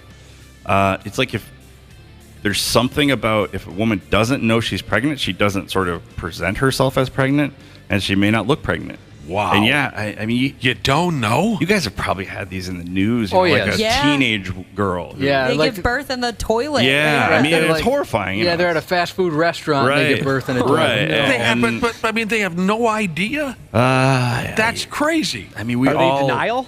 Well, right. Denial is a uniquely potent human skill, I think. We all are a little denial about something. That's a pretty significant denial, but that is amazing. It wouldn't, if you do it, you're not the first one that did it. So. I mean, maybe that would be if you wanted a child. Maybe that would be the way to go about it. Though that'd be pretty cool because you're like, oh, well, this was an easy pregnancy. Then I barely even remember being pregnant. I want of all the wacky ass supposed what's the term again, Josh? Reality shows that there are out there. I eat hair. I'm as big as a house. Right? All those human interest. I want the one called Pregnant, not me, and then it happens. You know what I mean? That would be. It's already out there for you. It is? Yeah, that's what I thought. Yeah, it's called I Didn't Know I Was Pregnant. Oh, I wasn't aware of that. There's 5 seasons. What? Unreal. All right. Seriously? I've never heard of that. Yeah. Okay, so a few ideas there. If it's something that's really bothersome or certainly if it's causing pain, we've got it checked out. Pregnant? Who, me? What? I like Nick's title better. Not me. That's incredible. What do you got over there, Cubby, before we get the hell out of here? Dry-aged ribeye Jesus has recently been experiencing what feels like a cramp in his kidney area. He said he's very hydrated, healthy diet, so he's not sure what's going on. I get that sometimes. Yeah. One more time. Is it possible he's too swole? Oh. Too what? Too swole. Swole, dude. I don't know what that means. Cut. Of course you don't. Oh. Muscular. Right. Oh, no, I wouldn't know that word. Cut. I mean, if a person I see in the office says this, I point to where you think your kidney is, just because they may be pointing to somewhere very different. Oh, good point. We don't want to dry-aged rib eye. Jesus, I'm going to assume knows where his kidneys are in general. So, sort of back flank area. Sure. The back flank. Yeah, I mean, there's not a ton there other than ribs and kidneys. It's where I like to put my tattoos. In the flank? On my lower back. Oh, right down the center, though, probably. Yeah. Yeah. Tramp stamp. Uh-huh. Oh, wait, we can't call them that anymore. You can't? What are they called now? Lower back tattoo. That's boring. That is very boring. So, I mean, you could certainly have muscle spasm there. You normally shouldn't. Well, you can have kidney stones and have pain that's usually pretty severe. Yeah. If you're gonna have if you have a stone that's big enough to give you symptoms, it's usually not subtle. Though it could be early on, or if it's just big enough to sort of tweak the ureter as it's passing. If you could push on that area and reproduce the pain, that would typically say it's musculoskeletal. I'll push on that area and reproduce. Oh yeah, exactly. I will. So maybe it just needs a little help. Get a massage. Check that out. I just thought of the other thing. he could be developing shingles. Oh, that actually is basically for a couple days or a few days, people will be like, man, I totally pulled a muscle in my back and I don't know what I did, and then they get a rash. People don't want that. I've heard you don't want that. Oh yeah, my dad had it and he was miserable. Yeah, it's the older you are, the worse it is. God, but if you do have that and you get the rash, you should go in and be seen, because you get put on some antivirals and things that help it resolve quicker. But you're the best in the business. You sure are. Oh, I had one more that I really got a kick out of here, Dr. P. One more question before we go. How is it that my ass has quadrupled in size since high school? Is there any other part of the body that can increase in size like that? It's kind of amazing how big the ass can get. Yeah. Especially, you know what I'm talking about? This guy can't believe that his ass was a certain size in high school. Now it's like 4 or 5 times bigger. Oh, it's a guy. Okay. Yeah. I mean, that's guys can certainly have that. I feel like women, guys tend to get the gut. Yeah, this Women guy's got an tend to ass get on him, like a the $2 butt. mule, he says. Yeah. That's something. What other part of the body can increase in size like that? Probably not the ones we want. Right. Am I supposed to actually answer that? More comfortable for long trips. You're the best, Dr. P. God dang it, we've had some fun this morning. You're looking good. Yeah, you look great. When's the next pickleball match? When you playing next? This weekend? Oh, no, I'll play this week. Don't you worry. Yeah, with warm weather. Oh, and by the way, okay, Ashley just reminded me of this. So I'm going to play in a tournament in a couple weeks, and you saw my wrist all bandaged up, right? Right. Josh, like wrist and elbow protection, because I have all these tendonitis things. Looks like that dude's ass. Yeah. Just massive. Packed. Yeah. The name of our pickleball team is going to be Limp Riskit. Oh, yeah. I love it. It's awesome. As Nick pukes over You there. bastard. I am. I'm shaking my head. Limp Riskit. That really is going to be your damn team name. For one little tournament. That's so good. Thanks for everything, Dr. P. Thanks, everyone, for texting in. We try to get to as many as possible, but, we got to go home at one point or another and get some rest. But thanks, Dr. P. You bet. Sits on Baby Jesus texting a shout out to Burnin' Metal Jesus for his first day at the new job. He gon' kill it, she said. Happy birthday to Yak Attack and the Slumber Fairy from Cigar Smoking Jesus. And happy birthday to Big Lake Bird Watching Jesus from It's Always Sunny in Seattle Framing Jesus. The 93X Half-Ass Morning Show. 93.